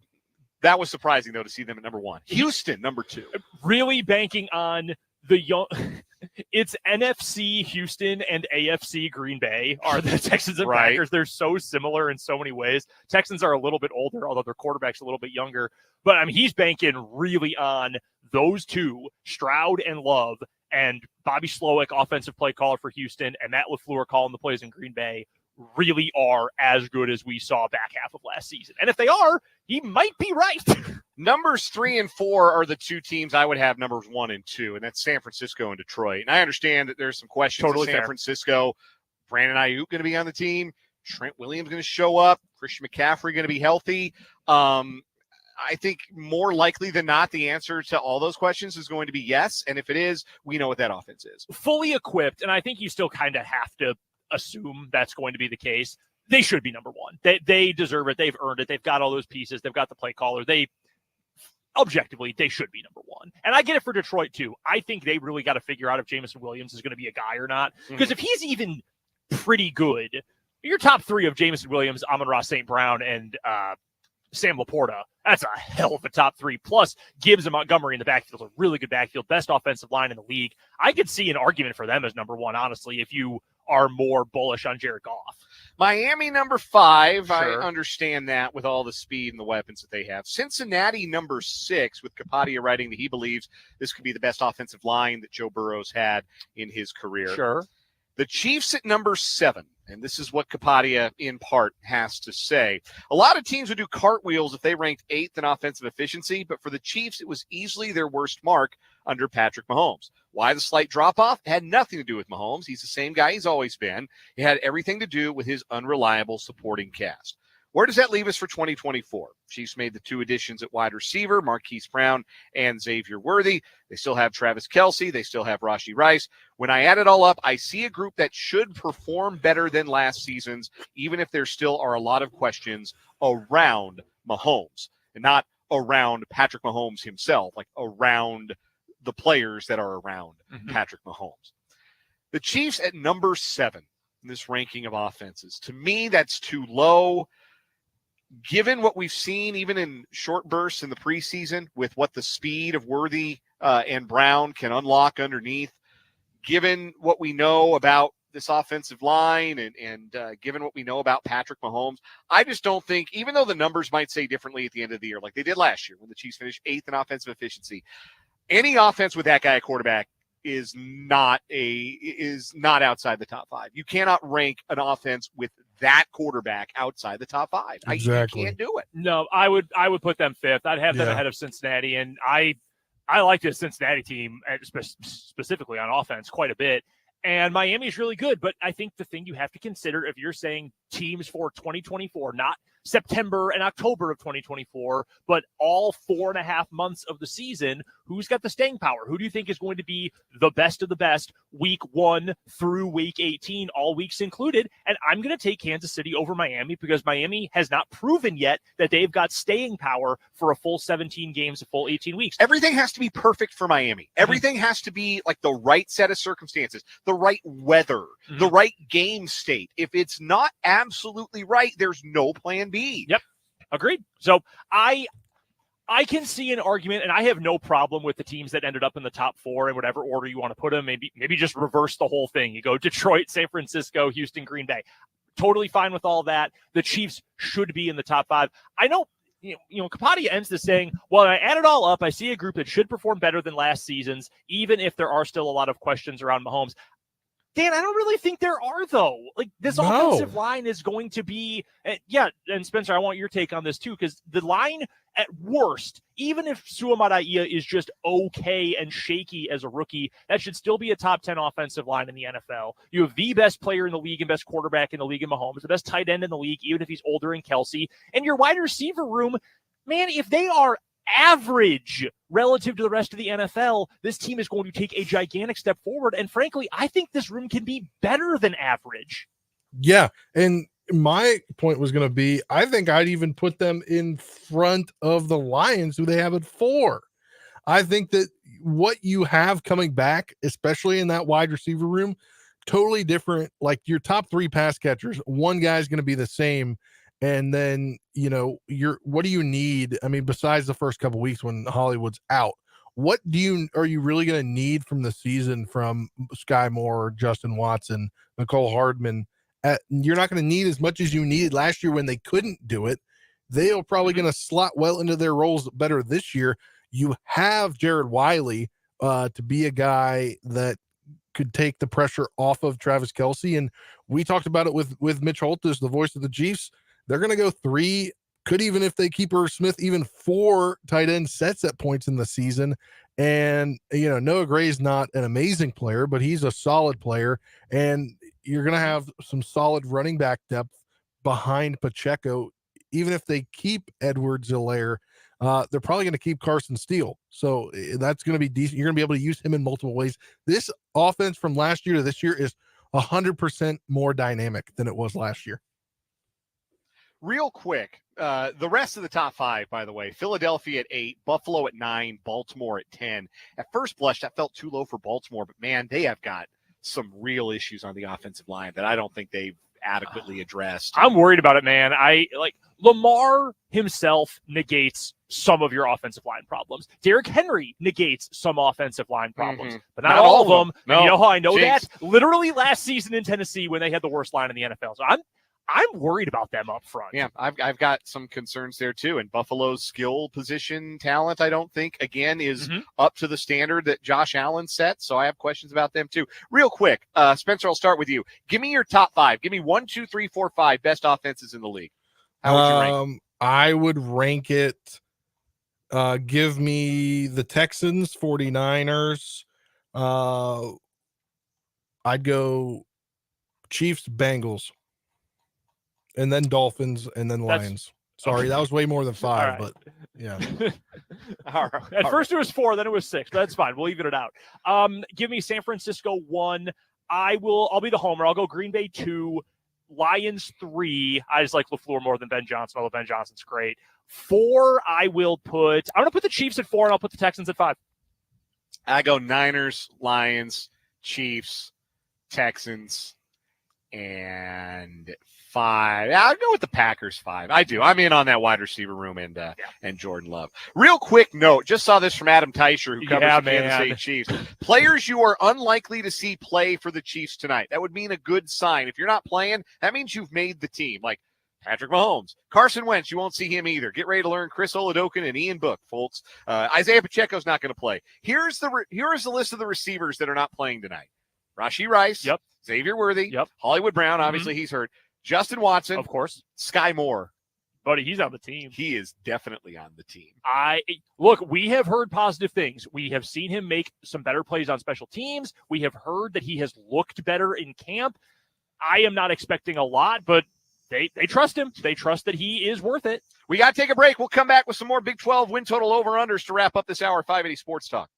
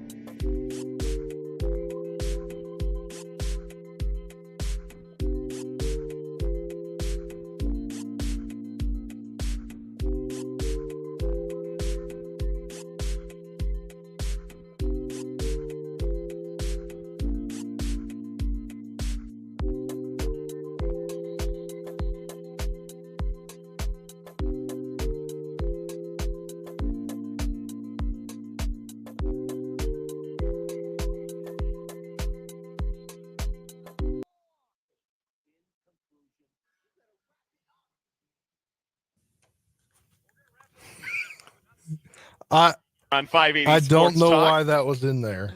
My fault. Hey, it's all good. It happens. Mistakes were made. It's all right. We're going to plow right through. We got one more hour of the show after this, folks. Don't fret. We got 4 more Big 12 teams to give a win total over-under. We'll go Spencer, Brendan, then myself for these last 4 Big 12 teams. We've been doing it throughout the week. We're down to the final 4 teams alphabetically. Texas Tech, over-under, 7.5 wins, Spencer. I'll take the over. The math isn't going to work if I take an over, so I'm going under.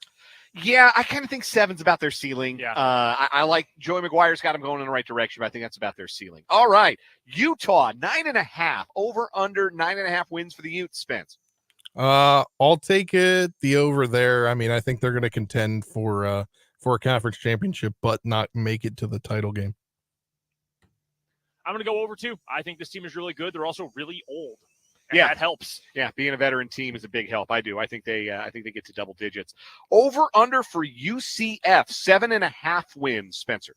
I have the under. I think they're going to notch in there right around 7.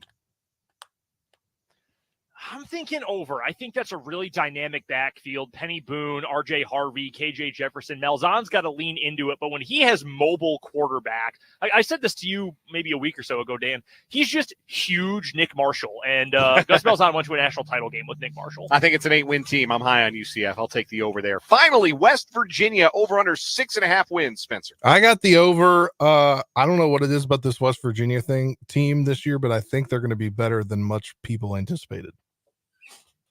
I understand why they are getting hype. I am, but I cannot pick over 6.5 for a team that I just don't trust. And right now, as a program, I do not trust where West Virginia is. So under. It's a really good number for West Virginia. I think they're going to have a chip on their shoulder this year. 7 feels like their ceiling, so I'm iffy on the over, but I'm still going to take the over for West Virginia. That'll do it for this hour of the show. We got one more hour of 580 Sports Talk live from Firekeeper Golf Course up here in Mayetta at Prairie Band Casino and Resort. That's coming up. One more hour of the program on 580 WIBW.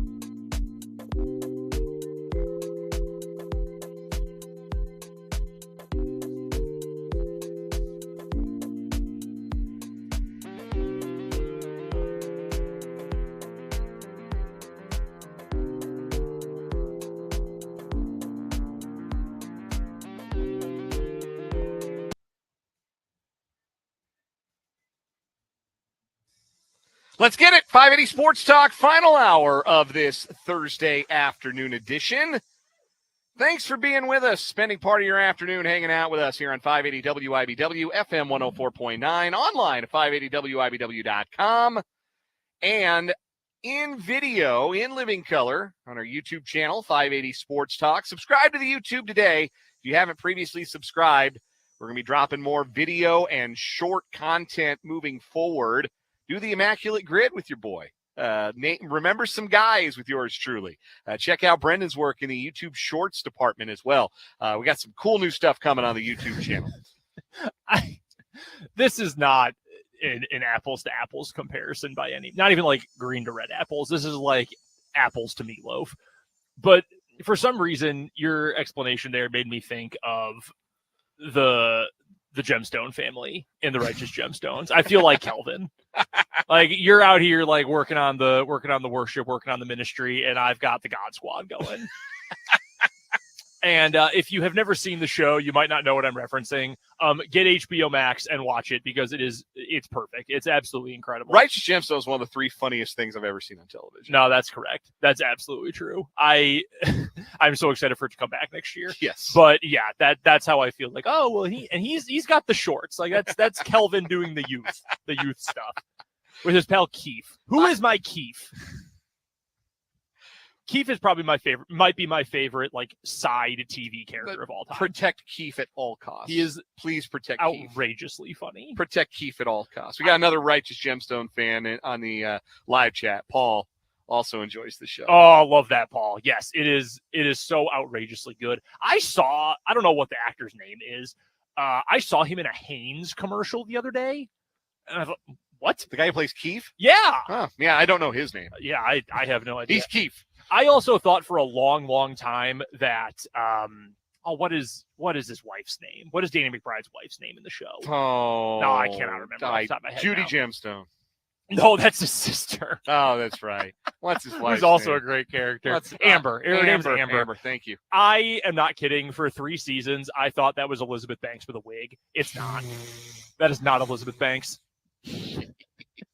I really thought it was. My wife did too, and we looked it up and like, oh, that is not who we thought it was at all. This has been Talking Prestige Cable Comedy. It's so good. Go watch it. It is. It's really good. That's Brendan Wrzinski. I'm Dan Lucero. Spencer Dupuis is in the Kansas Drive to Zero studios up on Huntoon Hill, making sure we stay on the air for you today. Again, we are out at Firekeeper Golf Course. It's a beautiful day out here. We got some groups going off here late this afternoon.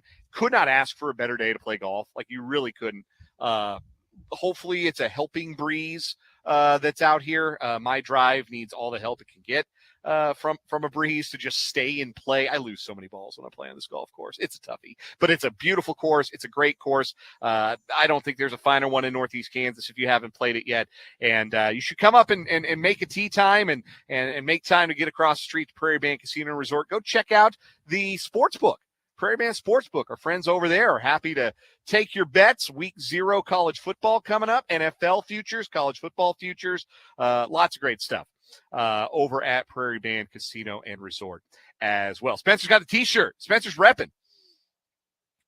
Yeah, that was actually unplanned. I wanted something that would match the gold in my Commander's hat, so I threw that on, and then I didn't even realize it was going on today.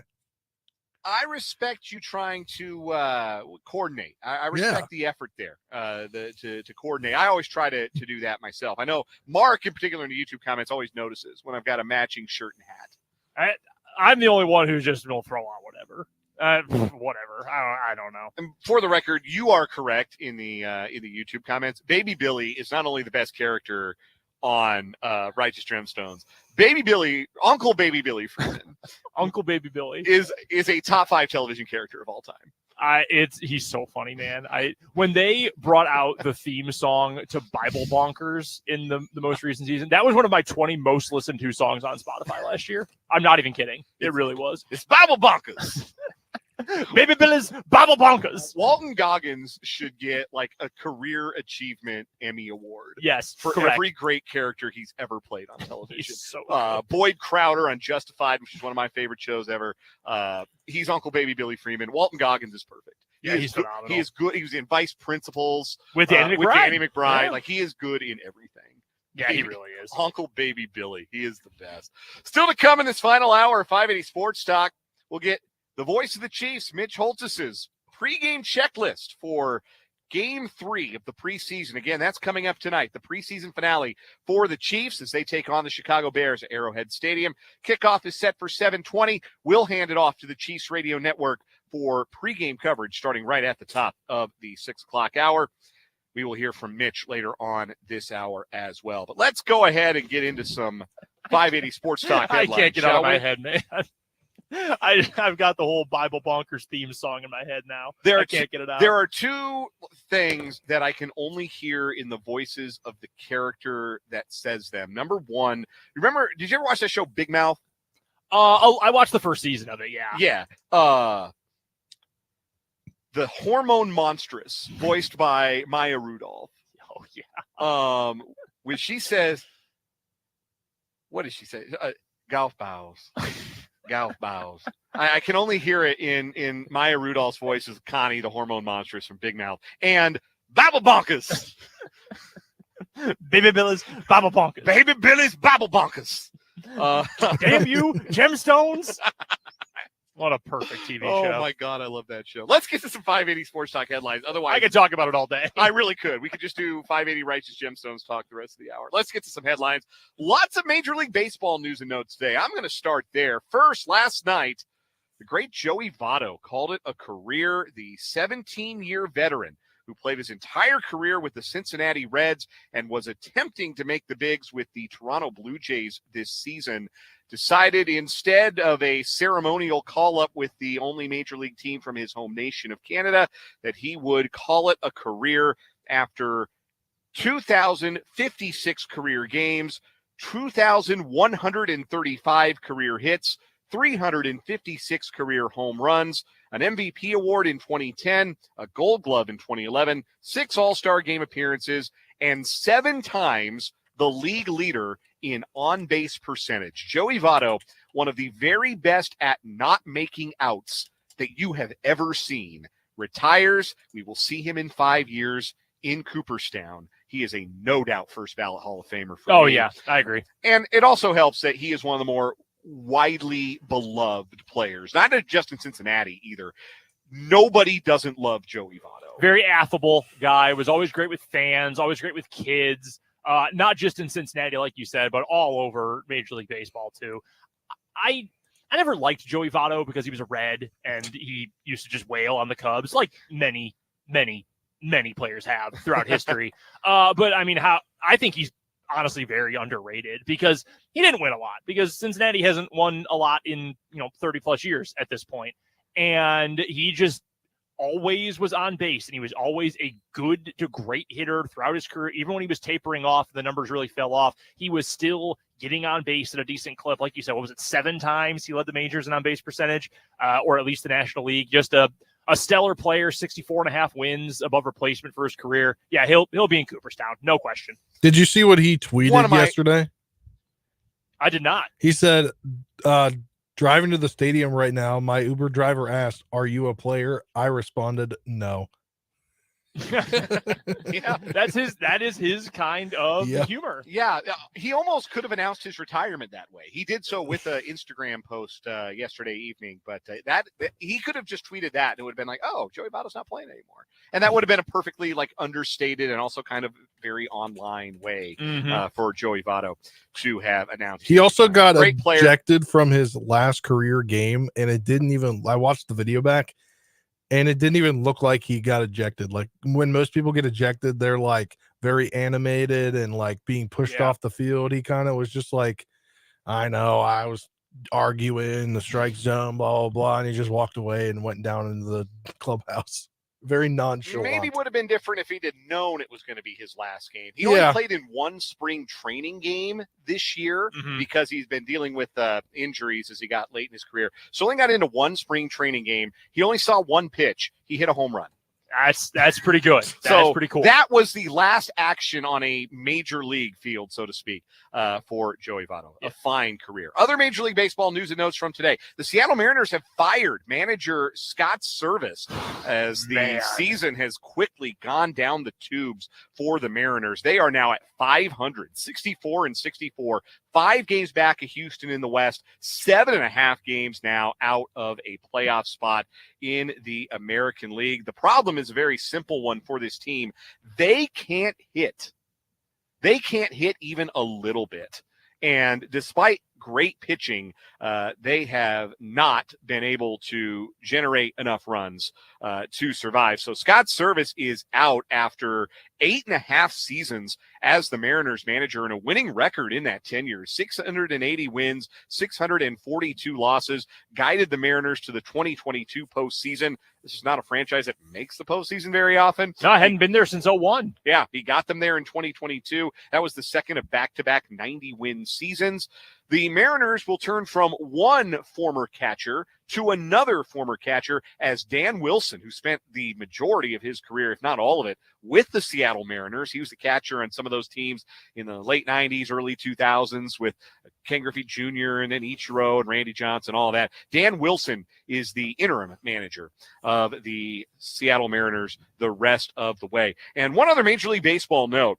There's a roster crunch happening in Los Angeles with the Dodgers as they start to get healthy, and that crunch has claimed veteran outfielder Jason Hayward, who was designated for assignment today. Hayward had a nice bounce-back season with the Dodgers in 2023, but this year had struggled, hitting just .208 with a .682 OPS, did have 6 home runs, is still a great clubhouse guy, a veteran left-handed bat who can handle the outfield, still has the glove that won 5 Gold Gloves in his time, but unfortunately for Jason Hayward, the career has come to an end in Los Angeles. We'll see if he gets picked up. I kind of think he will. I think he will too. He is a great clubhouse guy. Still a good glove. I mean, he's trending toward the end of his career at this point. 34 this year. You're right. Hasn't done a ton, but he's still worth keeping around for somebody.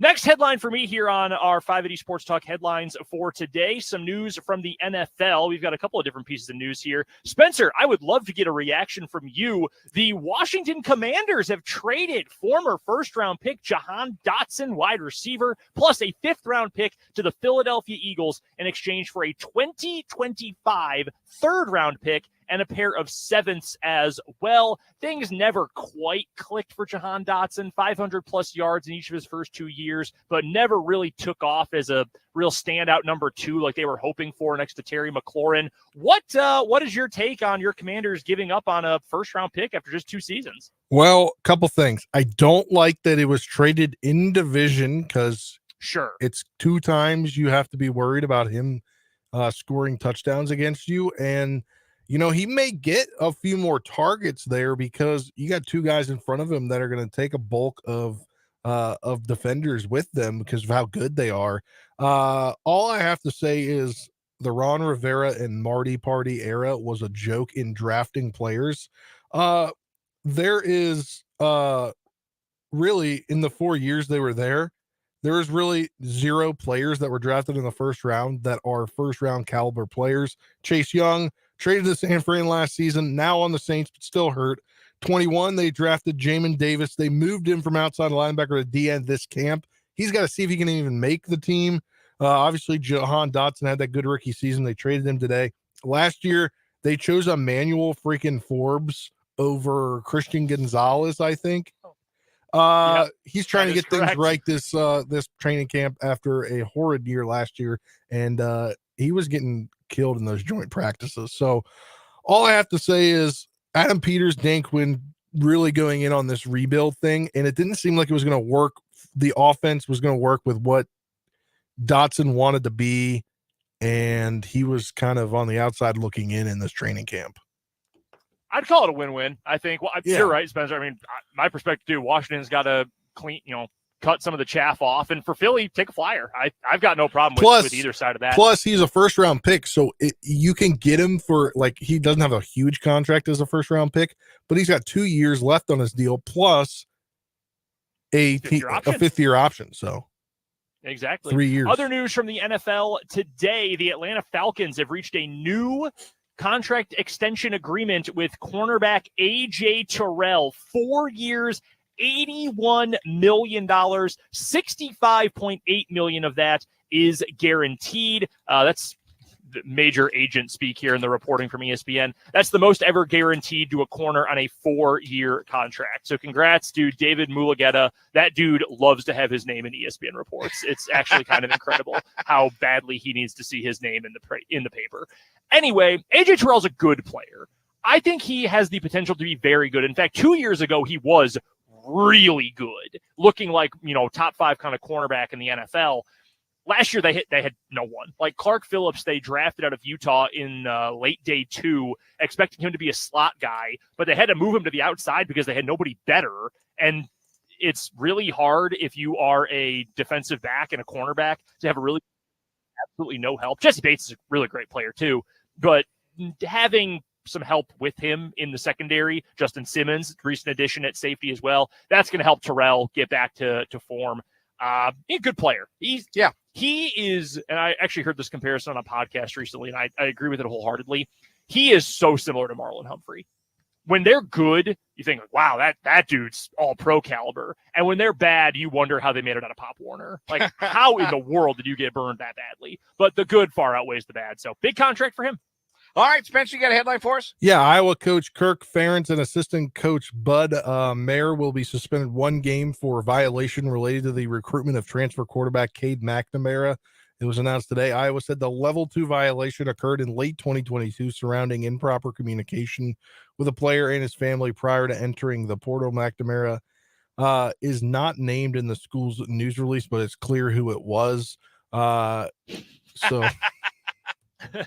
I love when they do that. Yeah. So we can't say who, but clearly his initials are Cade McNamara. Yeah. We cannot say who it is, but it was a transfer quarterback from Iowa or from Michigan. Yeah. That's really funny.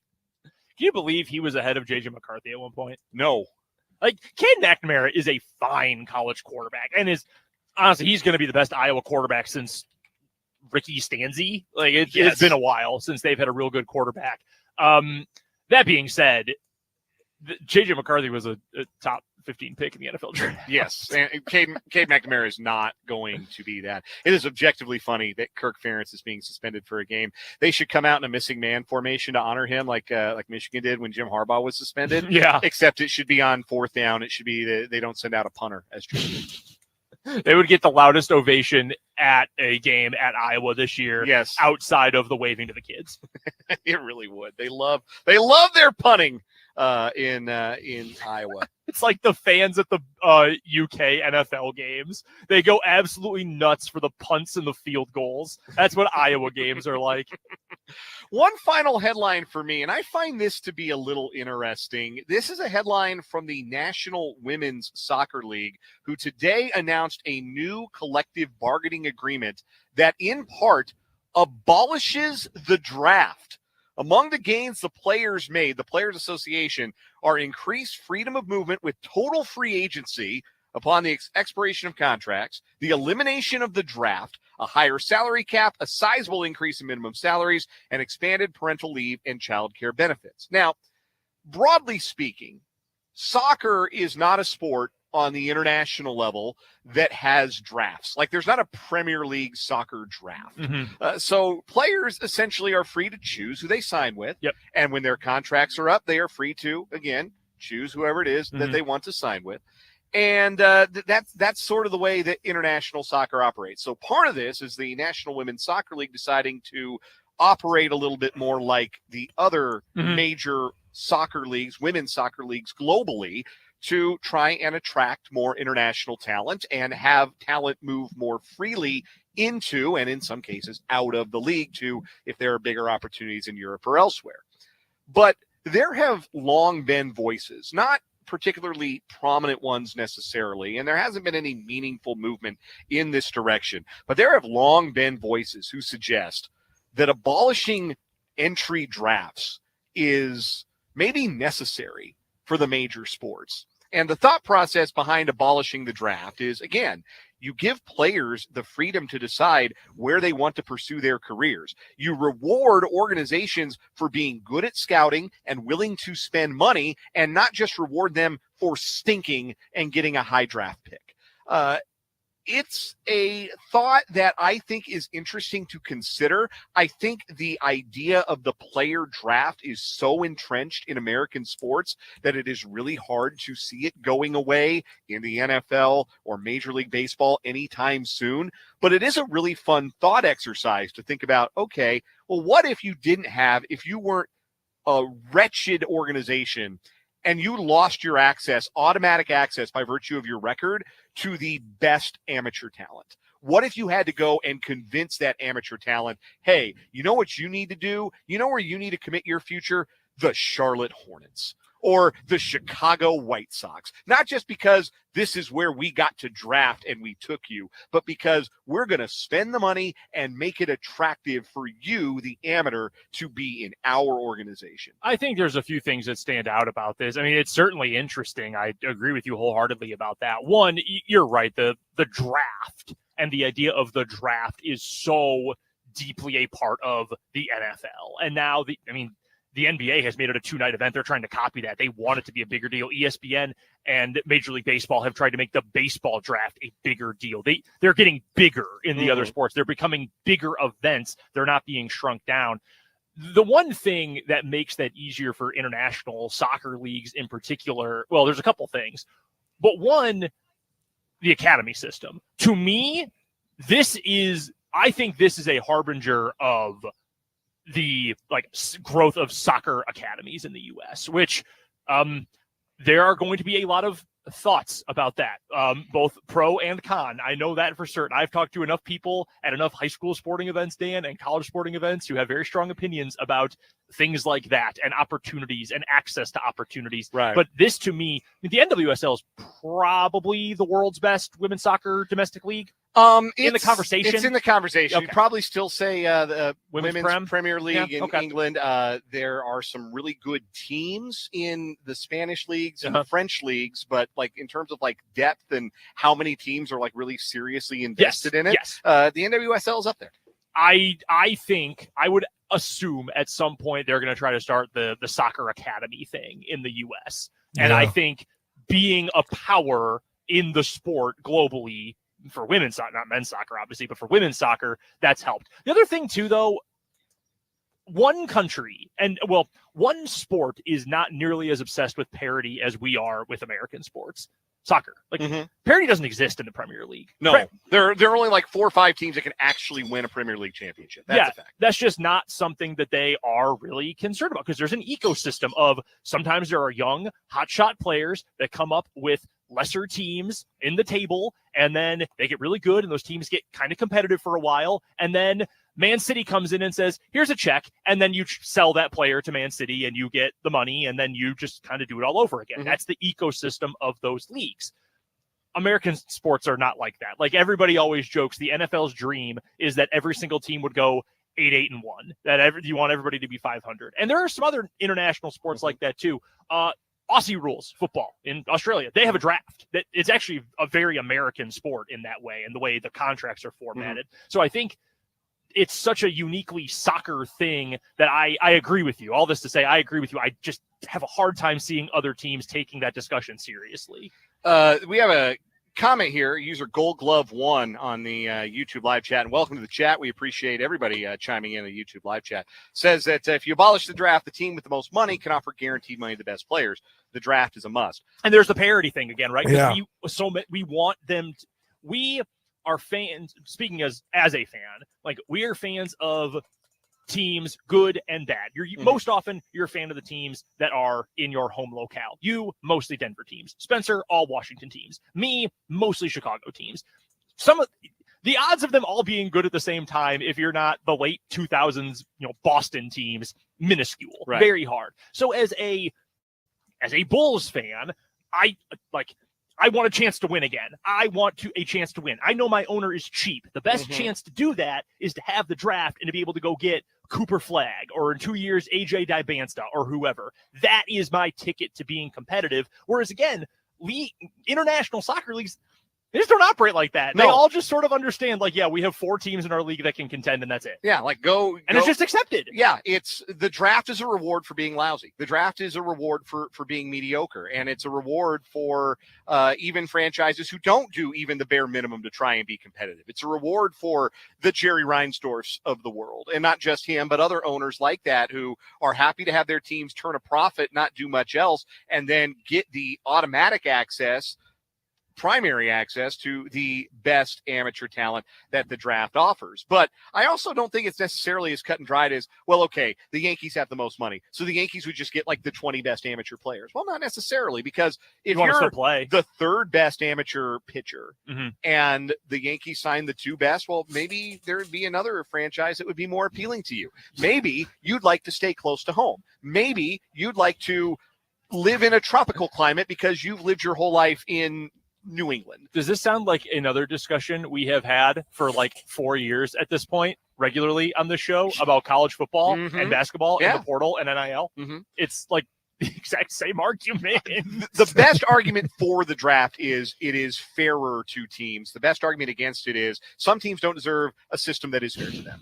Some owners do not deserve a system that is fair to them. John Fisher sure don't. You want good players? Go pay for them. Go scout them. Go pay for them. Go convince young athletes that your program is the right one for them, and don't wait on a draft to give you to let you cut in line. So it's an interesting conversation, I think, to have broadly about the draft, but it is, again, like we said, so much a part of American sports. It's hard to see it going away anytime soon. We got to take a break. Mitch Holthus is the voice of the Chiefs, and he is going to join us pre-taped. He's got some things going on right now, but we're going to hear from the voice of the Chiefs, Mitch Holthus, for a training camp report after this timeout on 580 Sports Talk.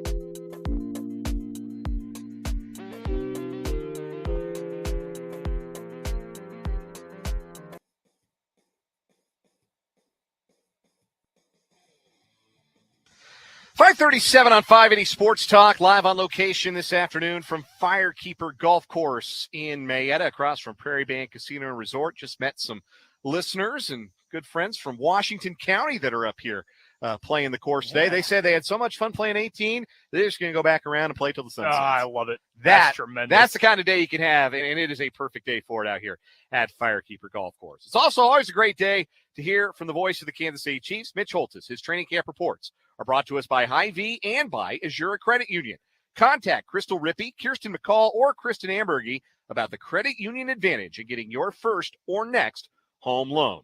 Now, Mitch is preparing to start his broadcast of tonight's preseason finale against the Chicago Bears. Pregame coverage coming up just in 23 minutes here on 580 WIBW from the Chiefs Radio Network. But he was able earlier today to record a preseason Game 3 checklist and let us know about one rookie who's going to have some big responsibilities tonight. So, take it away, Mitch.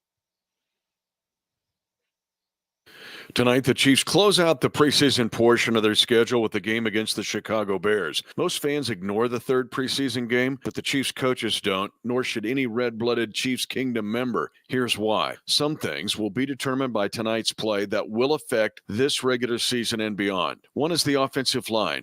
Wanye Morris will start tonight at left offensive tackle. He hasn't played yet in the preseason. He needs a good performance, as does starting right offensive tackle Lucas Niang. Heck, the rest of the offensive line needs a good game. Hunter Norzad, Mike Caliendo, C.J. Hansen, they all have to play better and more consistently. It's the same thing at wide receiver. McCole Hardman, Justin Ross, Kadarius Toney, Nico Remigio, they'll all play tonight. And 2 of the 4 and maybe 3 of the 4 probably won't make the team. Chiefs coach Andy Reid also uses this game to test the young players, especially the rookies, give them more responsibility than they've had to this point. So if they're needed, and usually it's needed in the regular season and the postseason, they can step right in and play and lead.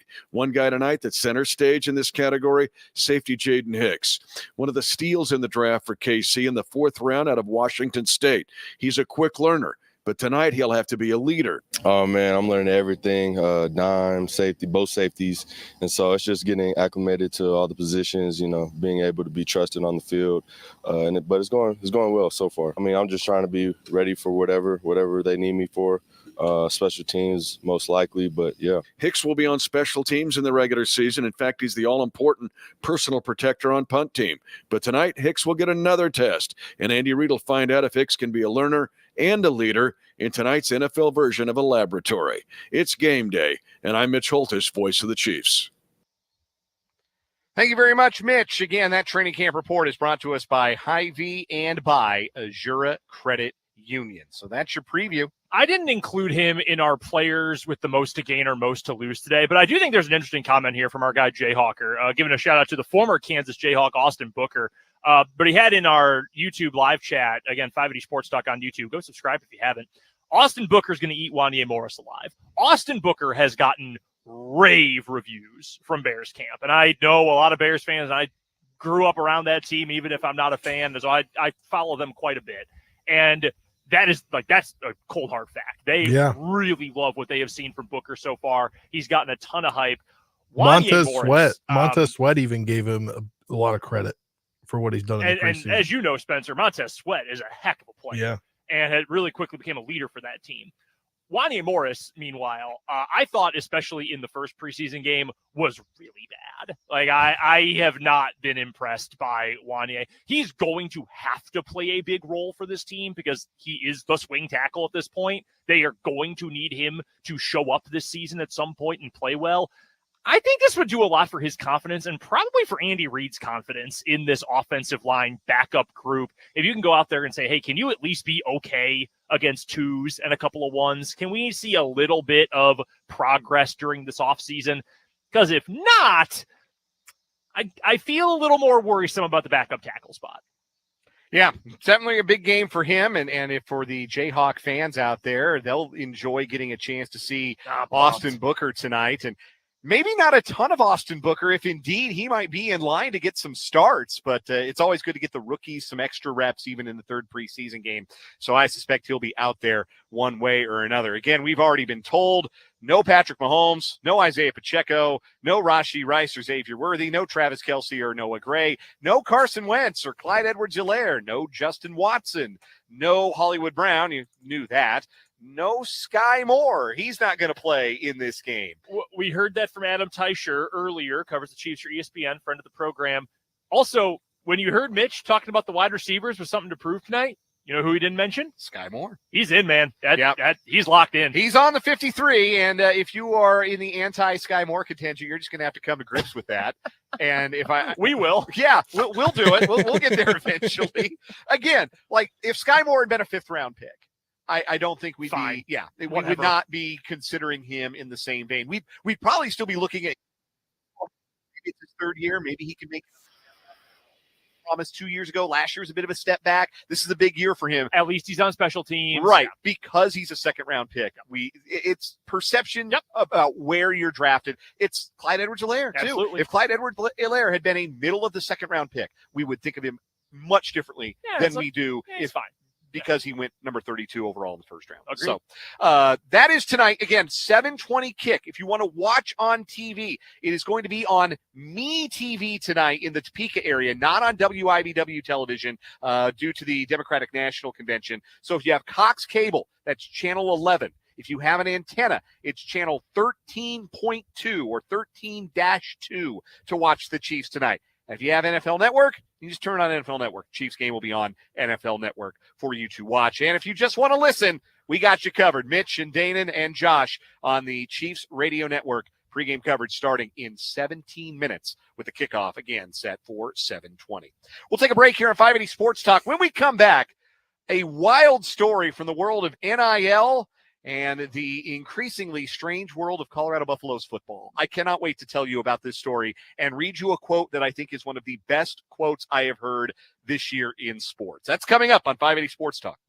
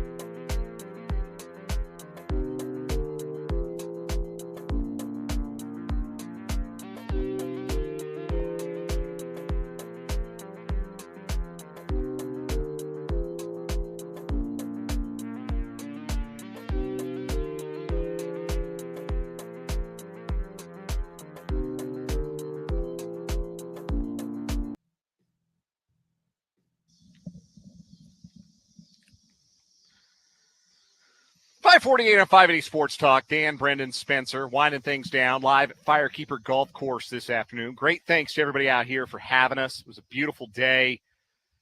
Great scenery. Just this wonderful golf course. Folks up here in Northeast Kansas are so lucky to have it. This story from the NIL world is absolutely bonkers. Trevor Riley is not a name you maybe knew until maybe me just now saying it. He was a all Pac-12 and All-American linebacker at Utah, had a brief NFL career with the Jets, Dolphins, and Patriots, and until recently was the special teams coordinator at the University of Colorado. But he resigned on August 1st and went on the record about trying to pull in funding for the school's NIL collective, which is called 5430. I believe that is a reference to how many feet above sea level Boulder is. Take that, Denver. Yeah, everything is about the elevation in Denver and surrounding area. Too many references to that, but that's a whole other thing. Riley has said, and this is according to a story from Sports Illustrated, he spent time in the Middle East this past holiday season lobbying the Saudi Arabia Public Investment Fund for NIL funding on behalf of Colorado football. These are the Live Golf guys. Yes. The PIF is not like unfamiliar with investing in sports. Live Golf is entirely bankrolled by Saudi Arabia's Public Investment Fund. Mm-hmm. They have been involved in women's golf. They have been involved in major tennis. F1. Yeah, they got a race out there in the F1 series. A lot of soccer. Apparently, Trevor Riley went out to Saudi Arabia and tried to see if he could get some of that PIF money for Coach Prime. A copy of what Riley says was in his resignation letter to Colorado Athletic Director Rick George and the aforementioned Coach Prime, Deion Sanders, was reviewed by Sports Illustrated. This is what Riley wrote. I cannot believe these are real sentences. The arrangement was that because I did all the NIL work at Jackson State and got us through, you guys would pay me a modest salary and make me the special teams coordinator, which should have freed up time for me to handle NIL activities, Riley wrote. Put a pin in that for a second. That shows you how valuable Deion Sanders thinks special teams is. Mm-hmm. If special teams coordinator is just a fancy title for his NIL guy, interesting. Anyway, Riley's letter continued. You paid me $90,000 a year and let me handle special teams. I did all this work in your name and was told to pursue it. I burned through all my contacts in my Mormon community, which is worth about $3 trillion. You heard me right. I said trillion. Now, I can't get these people to answer my calls because I just found out today that none of my endeavors will happen. I even went to Saudi Arabia and got a meeting with the Saudis who were interested in pursuing business. I have email receipts to prove it, and you guys let it fall flat on its face. End of freaking quote. So it sounds like this guy, Trevor Riley, just sort of had some wacko ideas and Colorado wasn't really about it anymore and said, yeah, we're not going to bankroll this, pal. Yeah, it's like, best of luck. Maybe not the guys who murder journalists and kill civilians with bone saws. Like, maybe we don't want them funding our football program. Right. And so I don't blame Colorado for letting him walk. And I don't necessarily doubt that he came up with a lot of these ideas on his own. Clearly, Deion wasn't really all that worried about his services in-house. So yeah, I don't think his coaching is going to be real missed. So I don't doubt any of that. Here is what I'm hung up on, though, Dan. Are you telling me Coach Prime is not at all aware of any of this? Because that's telling me one of two things. Either one, he is an idiot, or two, he's lying. Essentially, that's what it comes down to. He is either he is even less capable of this job than I previously thought, or he is lying. I'm hung up on the idea that he has $3 trillion worth of contacts in the Mormon community. Yeah, that is such a big number. It's a gigantic number. $3 trillion? Well, look, man, I'll tell you this, like, a lot of those guys are also boosters at BYU, and I'm not trying to make a thing about this, but BYU has arguably the biggest NIL fund available in college basketball right now. They're, I think, going to land AJ Dybansta, who's the biggest high school recruit in the country, because they've just got an absurd amount of NIL funds. I would not want to ruin those contacts personally. $3 trillion. That's a lot of money. That's a lot. I feel of like zeros. Colorado football this summer has just been the gift that keeps on giving of stories. Yes, that is a fact. I just can't believe that the special teams coordinator, A, it was like a no-show job so he could go chase NIL around. B, he went to the Bonesaw guys in Saudi Arabia. And C, he has $3 trillion, or at least was willing to put that on paper, worth of contacts. Man, listen, I don't think there's any school in the country that would turn down $3 trillion worth of NIL contacts. No. So I think Trevor Riley might be playing fast and loose with the truth. We got to get out. Final word is next on 580 Sports Talk.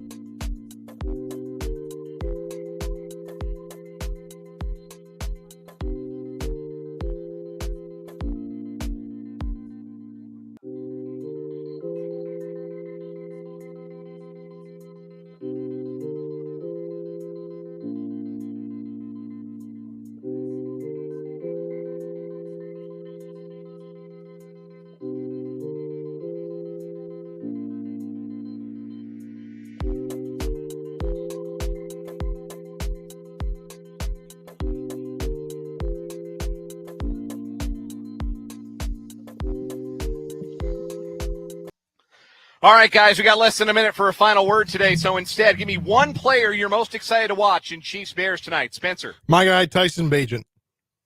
Naturally. Brendan. Nico Remigio, go make a play and make the roster. Austin Booker. Well, I'm curious about the KU kid. See if he can't show out, maybe nail down a starting role for the Chicago Bears. He'll have a chance to do that tonight. Again, Chiefs Bears, 7:20 kick, 6 o'clock pregame, coming up in moments right here on 580 WIBW and FM 104.9. Our great thanks again to the folks at Firekeeper Golf Course for having us up here for the show live today. Thank you for being here, and thank you for having us. We will be back tomorrow from 3 until 6 with some overtime ahead of Royals baseball. We hope you'll join us. For Spencer Dupuis and Brendan Dworzinski, I'm Dan Lucero. Good night from 580 Sports Talk.